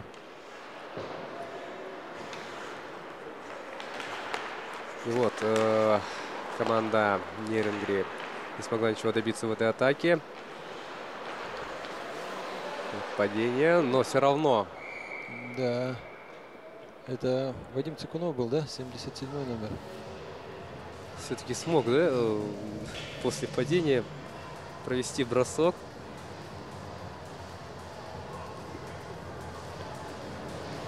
Вадим Цикунов тоже у нас после того, как набрал опыт в городе Якутске, играл в Красноярских «Рысях» в молодежной хоккейной лиге. И травму получил. И вернулся уже домой, да, потому что практически сезон потерял там. А до этого школу заканчивал в Новокузнецке. Играл за Вымпел Междуреченск и за Новокузнецкий Металлург. Ну, это поди в США. И сегодня он оспаривает золото чемпионата республики. Да. Неплохая атака нерюнгриенцев. Хороший бросок.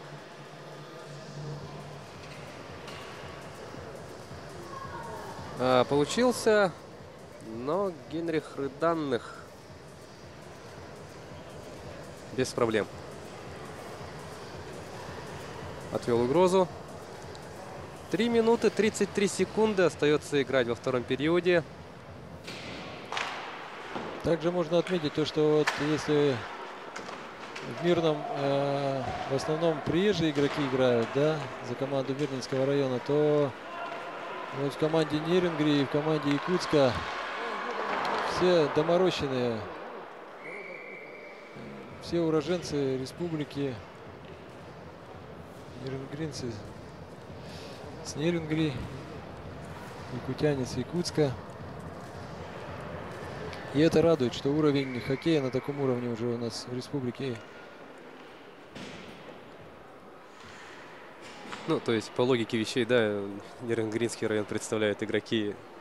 Да, Нерюнгри, да. А в Якутске вот игроки, которые вот, занимаются у нас здесь. Да, родились, выросли здесь, да, поиграли где-то маленько, у кого-то получилось. У нас есть ребята, которые остались и играют, а есть кто вот вернулись, да.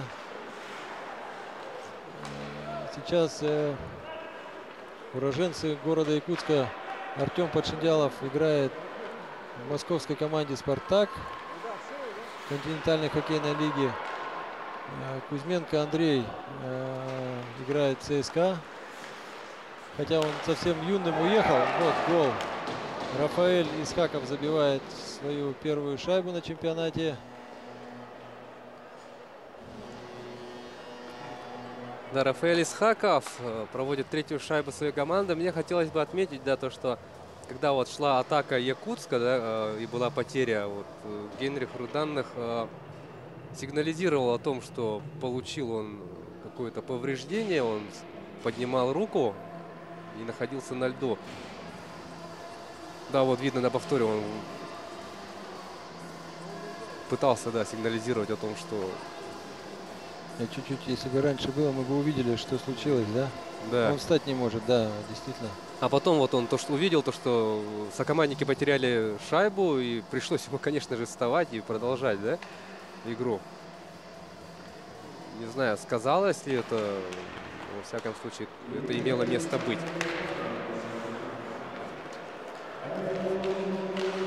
Ну что ж, 8-2. Или 8-3 у нас. 8-3, да, уже 11 шайб забили команды во втором периоде. Меньше 2 минут остается играть.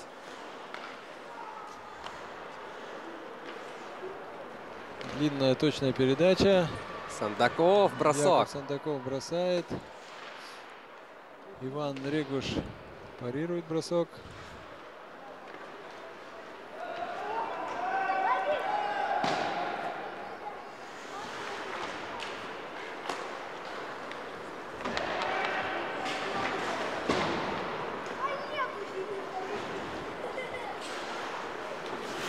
Завладели шайбой столичные хоккеисты.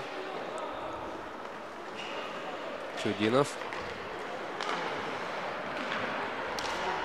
Здорово обыграл, и можно бросать.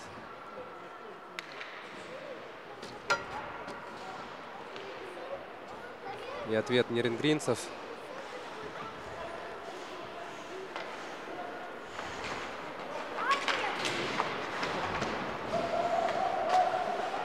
Хорошая передача.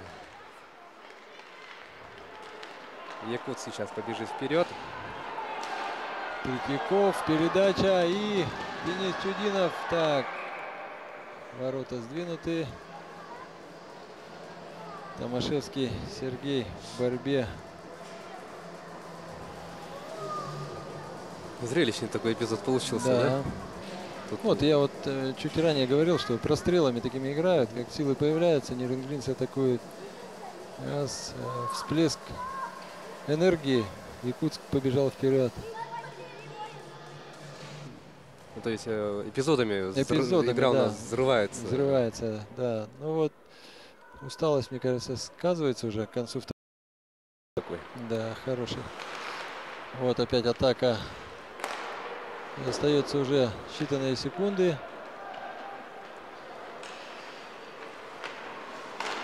Есть бросок. Успевает, да, нанести бросок, и время.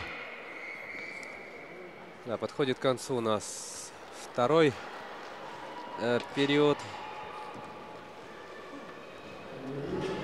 И впереди по-прежнему команда Якутска. 8-3. 8-3. Вот сейчас вратарь якутской команды, видимо, объясняет ситуацию, что получил травму, и игру не остановили, да, и пришлось продолжать.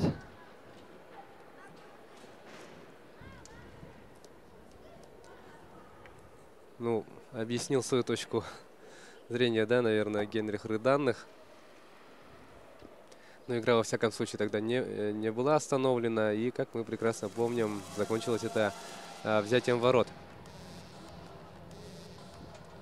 Ну что ж. Игроки уходят в раздевалку. 15-минутный перерыв. Давайте вспомним главное событие во втором отрезке. Хороший бросок Якова Сандакова. Уверенно, хладнокровно в дальний угол. А вот уже у нас Сергей Третьяков. Да, Третьяков разобрался здорово в этом эпизоде. Показал, раз показал туда, два показал сюда и бросок.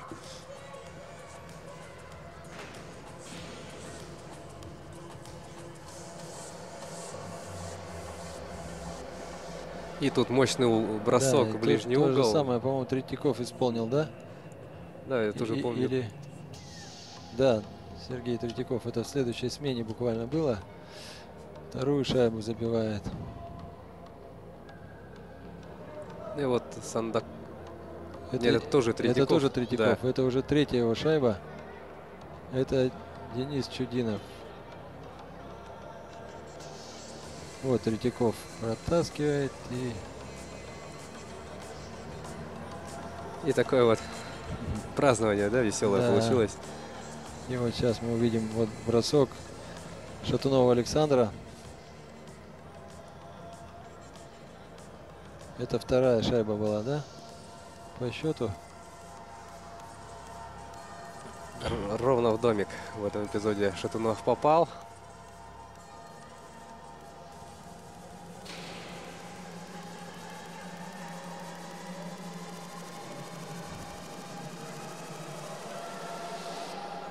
Ярослав Васильев на ваших телеэкранах.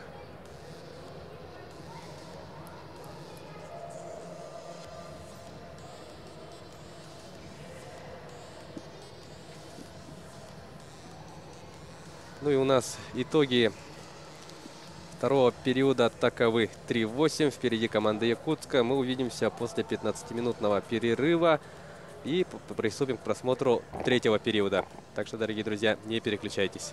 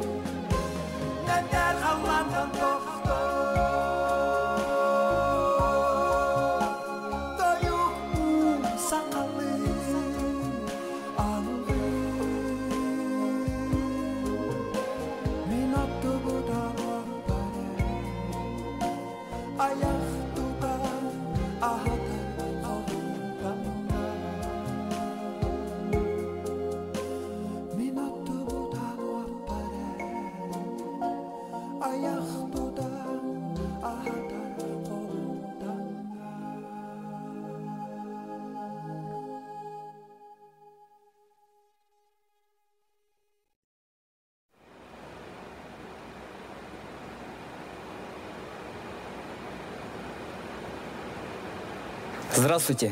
Представьтесь, пожалуйста. Анастасия. Меня зовут Игорь, я живу в Москве, работаю в страховой компании. Меня зовут Яся, я учусь в 3 классе в школе номер 2086. Меня зовут Самет, я из Турции. Я московский школьник, 11 класс. Мария. Я Рима. Мы живем в Москве и учимся в университете. Что вы знаете о Якутии? Это где-то далеко на востоке, в России. Там должно быть много оленей. Мы знаем, что там добывают алмазы и что там очень холодно. Я думаю, что они очень богатые люди. Ну, примерно представляю, там лесов много должно быть. И там еще трубка есть, где алмаз добывают. У них круглые лица, и они мирные люди. Я думаю, что они тоже турки. Вы знаете, что в Якутию можно поехать отдохнуть? Ну, как-то не рассматривал. Холодно, что там делать? Это как-то слишком далеко. Нет, мне кажется, сюда люди не ездят. Билеты до Якутска стоят 20 тысяч рублей. Вы бы поехали? За 20 тысяч рублей в Якутию нет, не поехал бы. С 20 тысяч рублей в Египет слетаю. Возьмите вот, пожалуйста. Включите там ролик.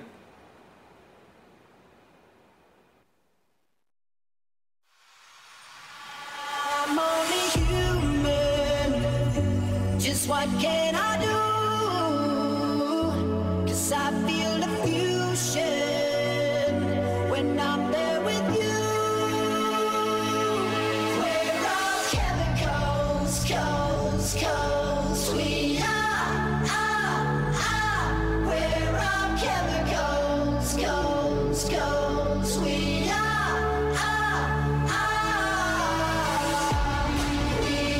We are chemicals.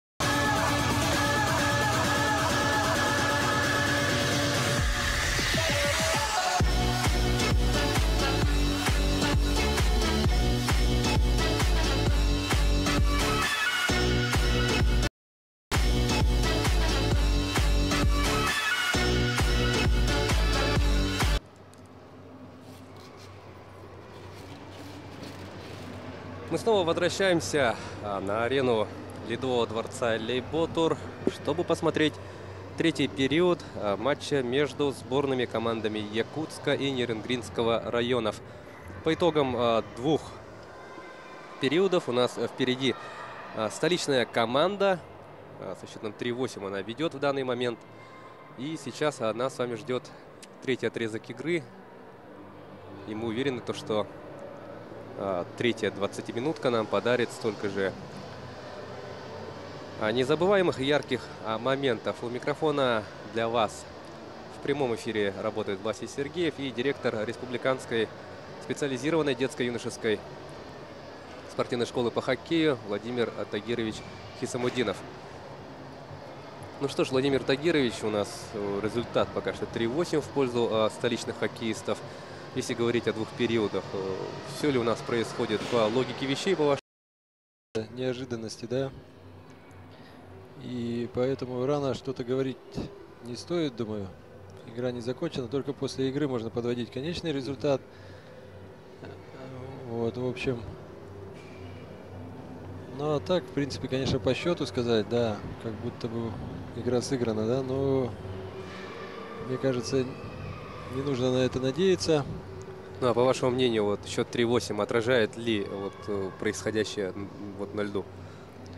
Отражает ли? Ну, не отражает. На самом деле, атаки вот сейчас со второго периода вроде обоюдные стали, да, просто не все завершаются, поэтому что-то рано еще говорить. Подождем, посмотрим. Да, впереди целых 20 минут. Да, 20 минут чистого времени. Да, вот сейчас пока между периодами команды выйдут на лед. Ну вот сейчас устанавливаются ворота. Команды, в принципе, уже на скамейке, вышли с раздевалок. Ну и как дадут разрешение представители судейского корпуса, у нас хоккеисты появятся на льду. И мы приступим к рассмотру третьего периода. Как мы уже не раз говорили сегодня, что касается вот периодов, да, у нас 3 периода по 20 минут. В случае, если в течение этих 60 минут зафиксирована ничья, то у нас овертайм. Пока мы сегодня ни одного овертайма не видели. Да. Овертайм у нас остаются на площадке по 3 игрока с каждой стороны. И играется у нас овертайм в течение 5 минут. 5 минут. Потом дается, если в случае ничейного результата после овертайма, дается по 3 буллита каждой команде. И потом уже можно пробивать до первого забитого, если эти 3 буллита не решат. Да, то есть в любом случае победитель будет выявлен, так или иначе. Да, так или иначе. Ну вот сейчас многие смотрят КХЛ, да, и вот самый затянувшийся матч был недавно, как раз, да, Йокерит с ЦСКА. Да, как люди выдержали, я не представляю. Это прийти в 7 часов вечера на хоккей. На трибунах-то люди не выдержали, да, игроки 6 часов продолжалась игра, 6:05. Да, и глубокой ночью, ну там в 1:05 закончилась. 5 овертаймов было, да? 5 овертаймов, это действительно. Да, и сейчас, говорят, после этой игры хотят вот поменять маленько, не давать бесконечные овертаймы, буллиты будут назначать пораньше. Вот сейчас мы видим, беседуют 2 вратаря. Илья Манаев, который сейчас находится на льду в качестве судьи, и Иван Регуш. Они делятся своим опытом, и в Нерюнгри они встречались, и совместные сборы с вратарями проводили в Нерюнгринском районе. Вот. Наверное, обсуждают, да, вот моменты с результативными бросками. Ну и вот как раз мы заговорили об овертаймах. У нас, мы знаем, что система распределения очков в овертаймах работает несколько иначе. Победа в овертайме дает не 3 очка, как в чистое, ну, в основное время, да, победа дает 2. По итогам кругового турнира. Да. У нас якутский Нерюнгри играет свою первую игру. Ранее мы смотрели матч Мирнинского района против команды Якбор. И по итогам этой встречи коллектив из Алмазного края, победив со счетом 12-3, записала в свой актив первые 3 очка. Ягбор же остался пока ни с чем, но есть еще игры. Это у нас вторая игра, которую мы смотрим сегодня. Ну и пользуясь вот заминкой, да, перед стартом третьего периода, давайте проанонсируем.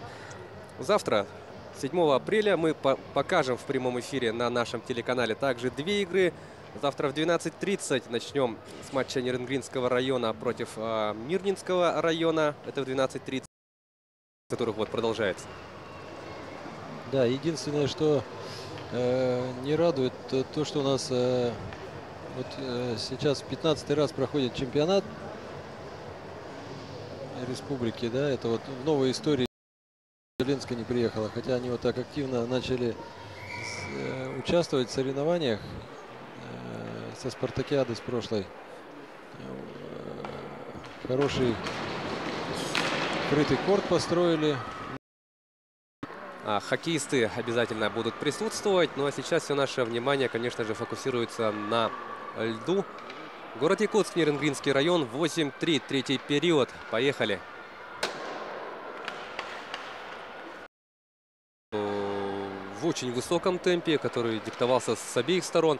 А во втором отрезке, во второй 20-минутке у нас скорость игры несколько спала. Команды начали атаковать иными путями, да. Владимир Тагирович, что ждем в третьем периоде? Ну вот сейчас с начала периода видим активность. Интересно, насколько долго, да, хватит? Вот. Да, не успели поменяться игроки Якутска, и во время проброса не имеют такой возможности они меняться, могут атакующие.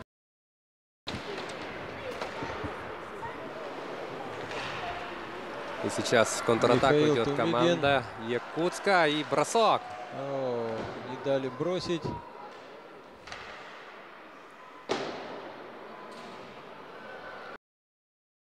Вышел между защитников и точным броском поразил ворота Ниренгринского района.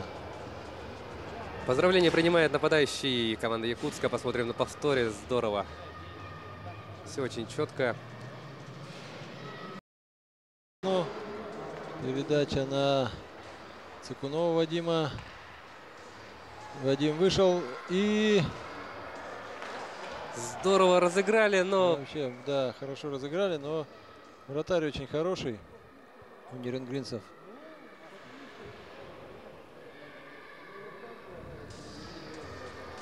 Ну, в этом эпизоде, да, очень надежно сыграл. Иван вообще молодец, да.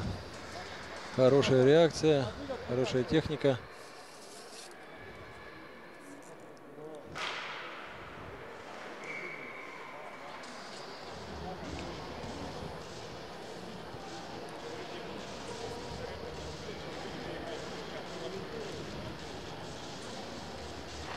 Еще одно вбрасывание.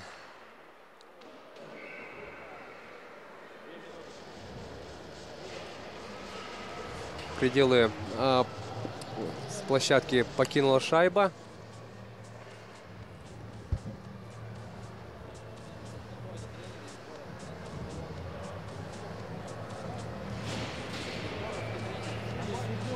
Ну и команда Ниренгринского района остается в меньшинстве. Вот как раз-таки после выброса шайбы за пределы поля. Умышленный выброс был, да. Да, один игрок ниренгринской команды отправился со скамейку штрафников. Минуту 49 проведут ниренгринцы в меньшинстве. Сегодня мы уже не раз убеждались в том, что это серьезное преимущество играть в 5 полевых против 4. Видели то, что при таких обстоятельствах были у нас, забрасывали шайбы. Посмотрим, что будет сейчас.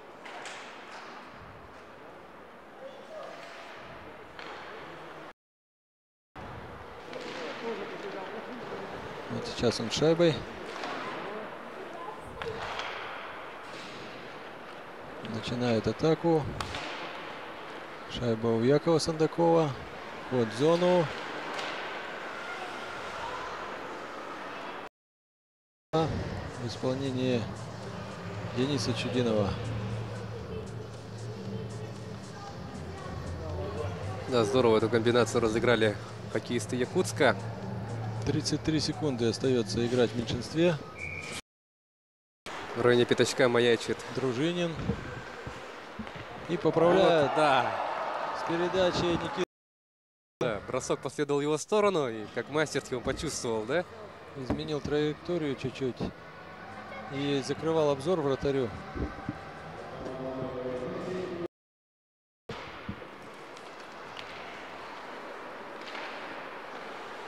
Хорошую результативность показывают хоккеисты сборной команды Якутска. Вадим Цикунов пытался пройти шайбой. Потерял. Антон Жданов проходит игроков. И будет сбрасывание в центральной зоне. В средней. В средней.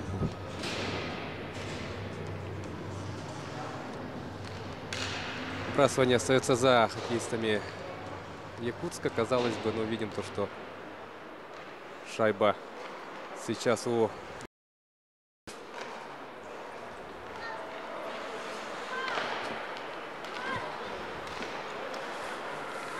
команда Якутска начинает организовывать атаку. Бросок. Руслан Исхаков проходил по краю, нанес мощный удар по воротам.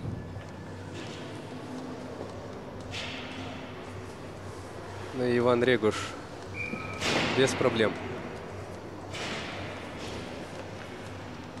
поймал шайбу после этого броска. Вот мы смотрим повтор от синей линии, мощный бросок. Да, Иван четко в ловушку сыграл. Так, и теперь Генрих Рыданах уверенно переиграл нападающего Нерюнгринской команды. Сбрасывание в зоне команды города Якутска.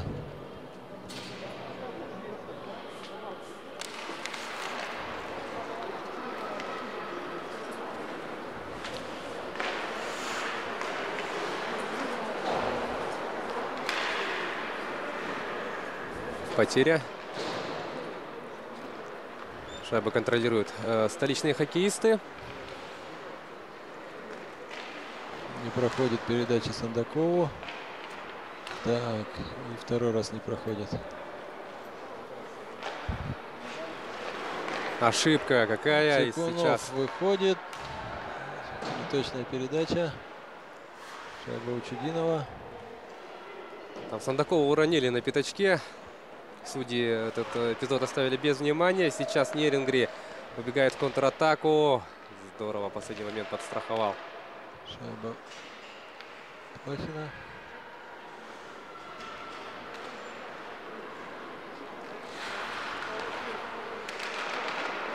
Захлебнулась атака нерингринской команды. Сейчас уже Якутск пойдет вперед. Дружинин Никита. Нет, Сандаков нет шайбы.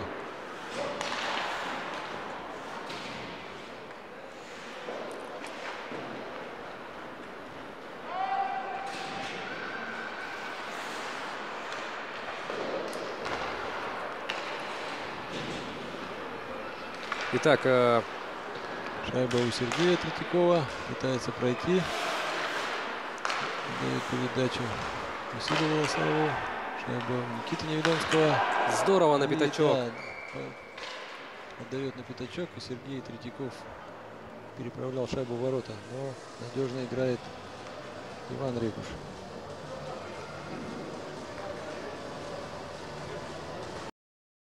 Не очень много болельщиков на игре. Полные трибуны. Свободных мест практически не было в первом и втором периоде.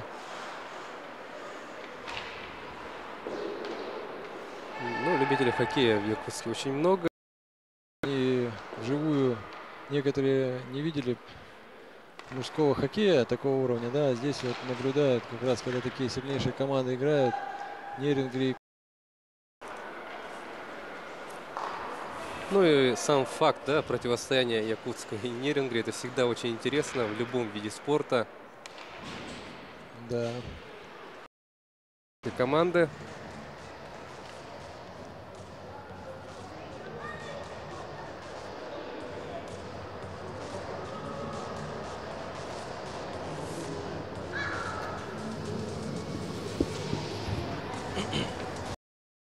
пробивание есть. Не смогли все-таки, да, протолкнуть шайбу в этом эпизоде. Борются до последнего.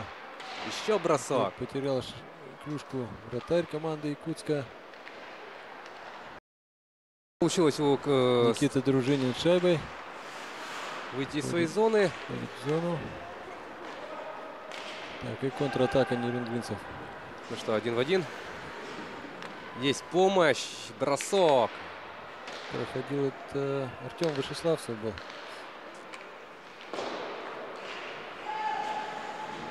Очень динамично идет игра.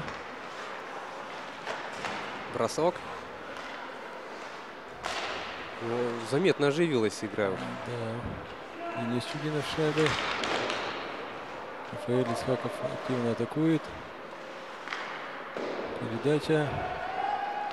Жданов Антон первый оказался у шайбы. Отдает передачу Томашевскому Сергею.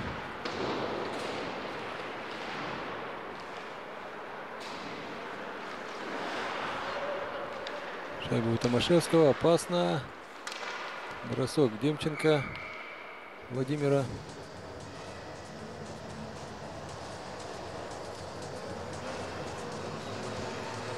Массированная атака нерюнгринской команды. Сейчас будет вбрасывание в зоне Якутска.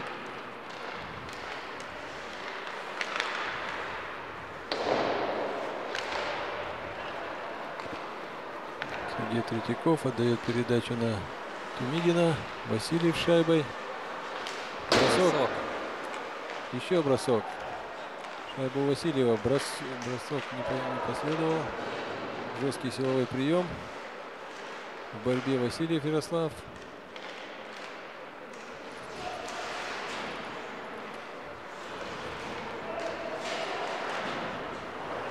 Потеря шайбы. И ответная атака Нерюнгринского района. Очень активные у нас минуты проходят.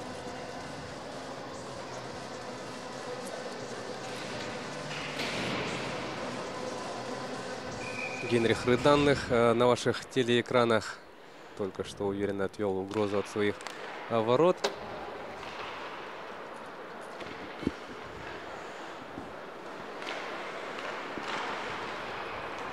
Восемь минут 45 секунд остается играть в третьем периоде.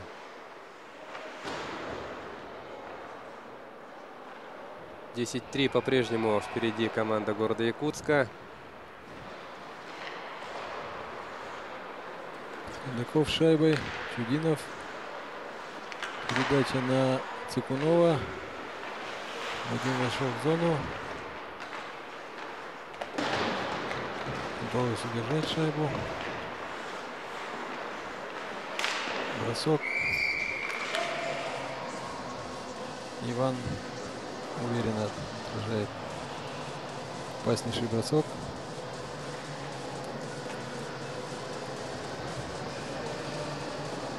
Хорошую игру проводит Иван Регуш, несмотря на то, что много пропустил, он демонстрирует свои навыки.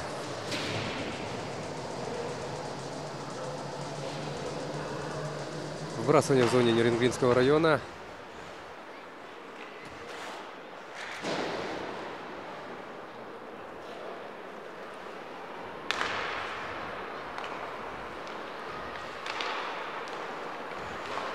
Здорово опасаются хоккеисты Якутска.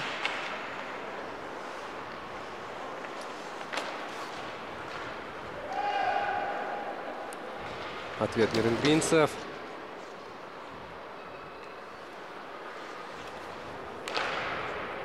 Перехват. Через правый фланг развивается атака.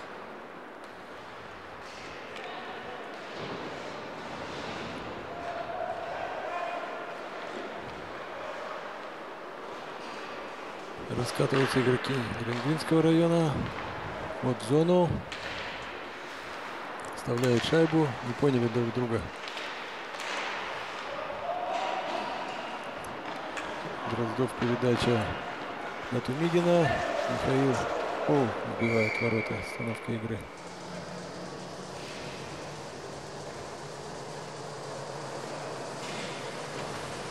Ну, сейчас будет небольшая заминка.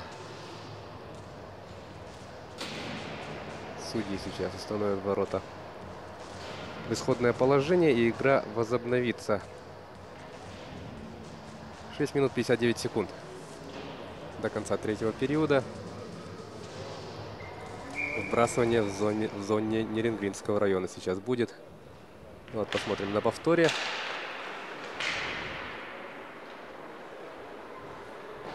Опасный момент. Удаление в команде Нерингрин мы просмотрели немножко. Да, нерингринская команда играет сейчас в меньшинстве. А Якутск продолжает атаковать. 1,5 минуты остается нерингринцам играть. 4 полевых.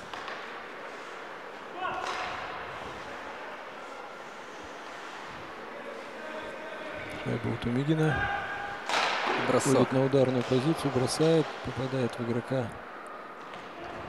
Нерингрин покидает площадку. Игрок нерингринцев Плохин шайбой.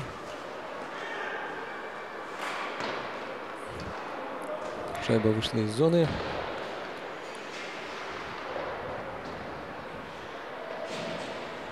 «50 секунд». Через 50 секунд Нерингрин будет в полном составе. Цикунов шайбой. Чудинов. Цикунов. Бросок.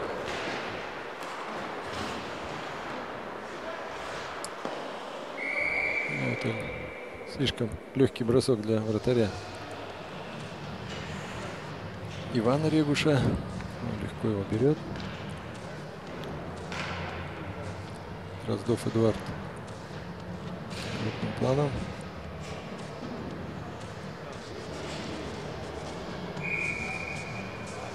27 секунд. Еще в меньшинстве играть нерингринца.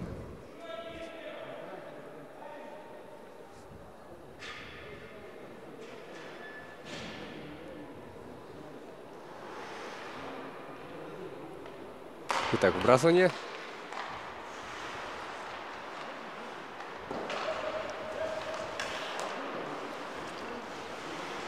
Ищут варианты продолжения атаки хоккеисты столицы. Бросок опасный. Шайба у Дроздова. Сандаков ищет партнеров. Никто не открылся. Вот, хорошая передача.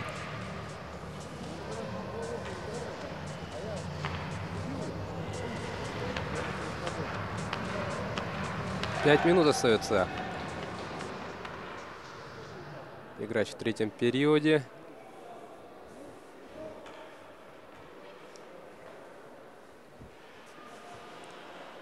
И сейчас нерингринцы... Да, все, время штрафа закончилось. Нерингринский район в полном составе. Бросок.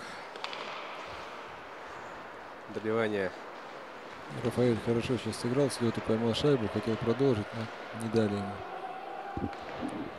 решить.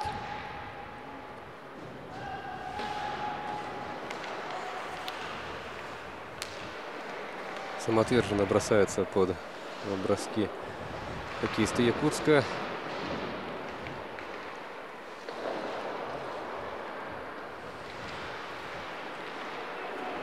Нерингрин продолжает контролировать шайбу, бросок и добивание.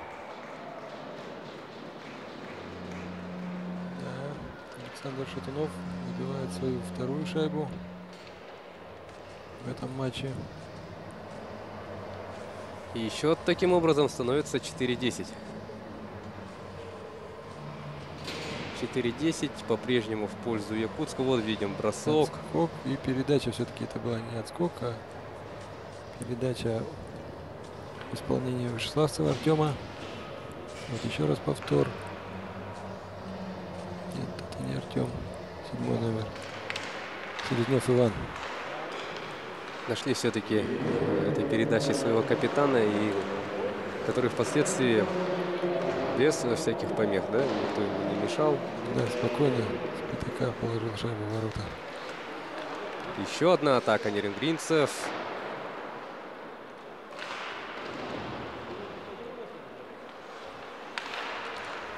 Момент. Да, серьезно. В атаках проводит последние Чуть-чуть минуты. только сбавляет темп. Якутская команда, сразу нерюнгринцы начинают придавливать.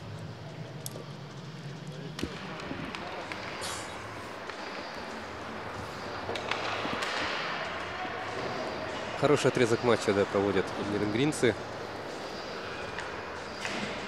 И теперь смотрим, как Якутск. Денис Чудинов входит в зону. Отдает передачу. Сергей теряет.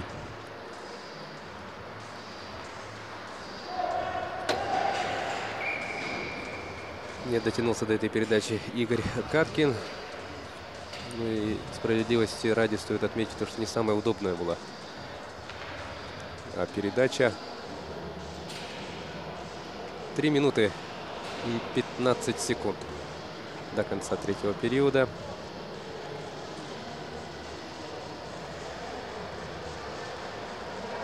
Замена игроков в нерюнгринской команде. Василий Тупин появился на льду.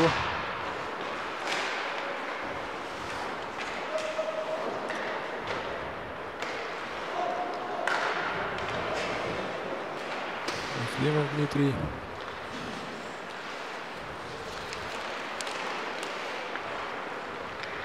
До броска дело не дошло, и сейчас уже Якутск пойдет вперед. Дмитрий Ефремов с шайбой. Передача. Последний момент. Проходит.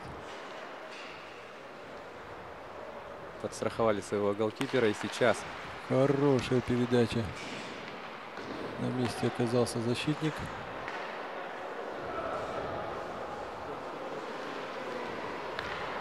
У Дроздова.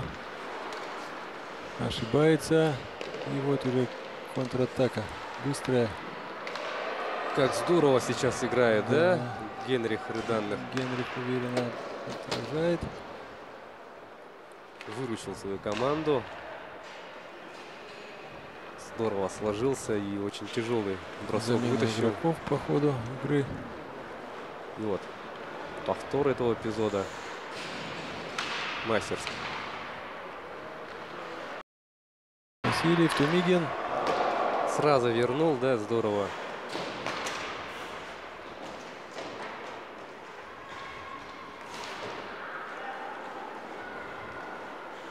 Яринга идет вперед. 1,5 минуты остается играть в третьем периоде. И, по всей видимости, шайба вышла из зоны. И пошла у нас последняя минута в этой игре. И Якутск идет вперед. Никита Дружинин. И к нему открывается 77-й номер. Уже можно говорить о победе. Команда города Якутска набирает она 3 очка в этой встрече. Сандаков. Бросок.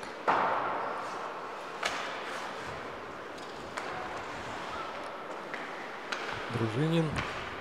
Сандаков. И контратака. Томашевский Сергей. Бросок. Бросок. Пытался забить между ног. Генрих здорово сыграл.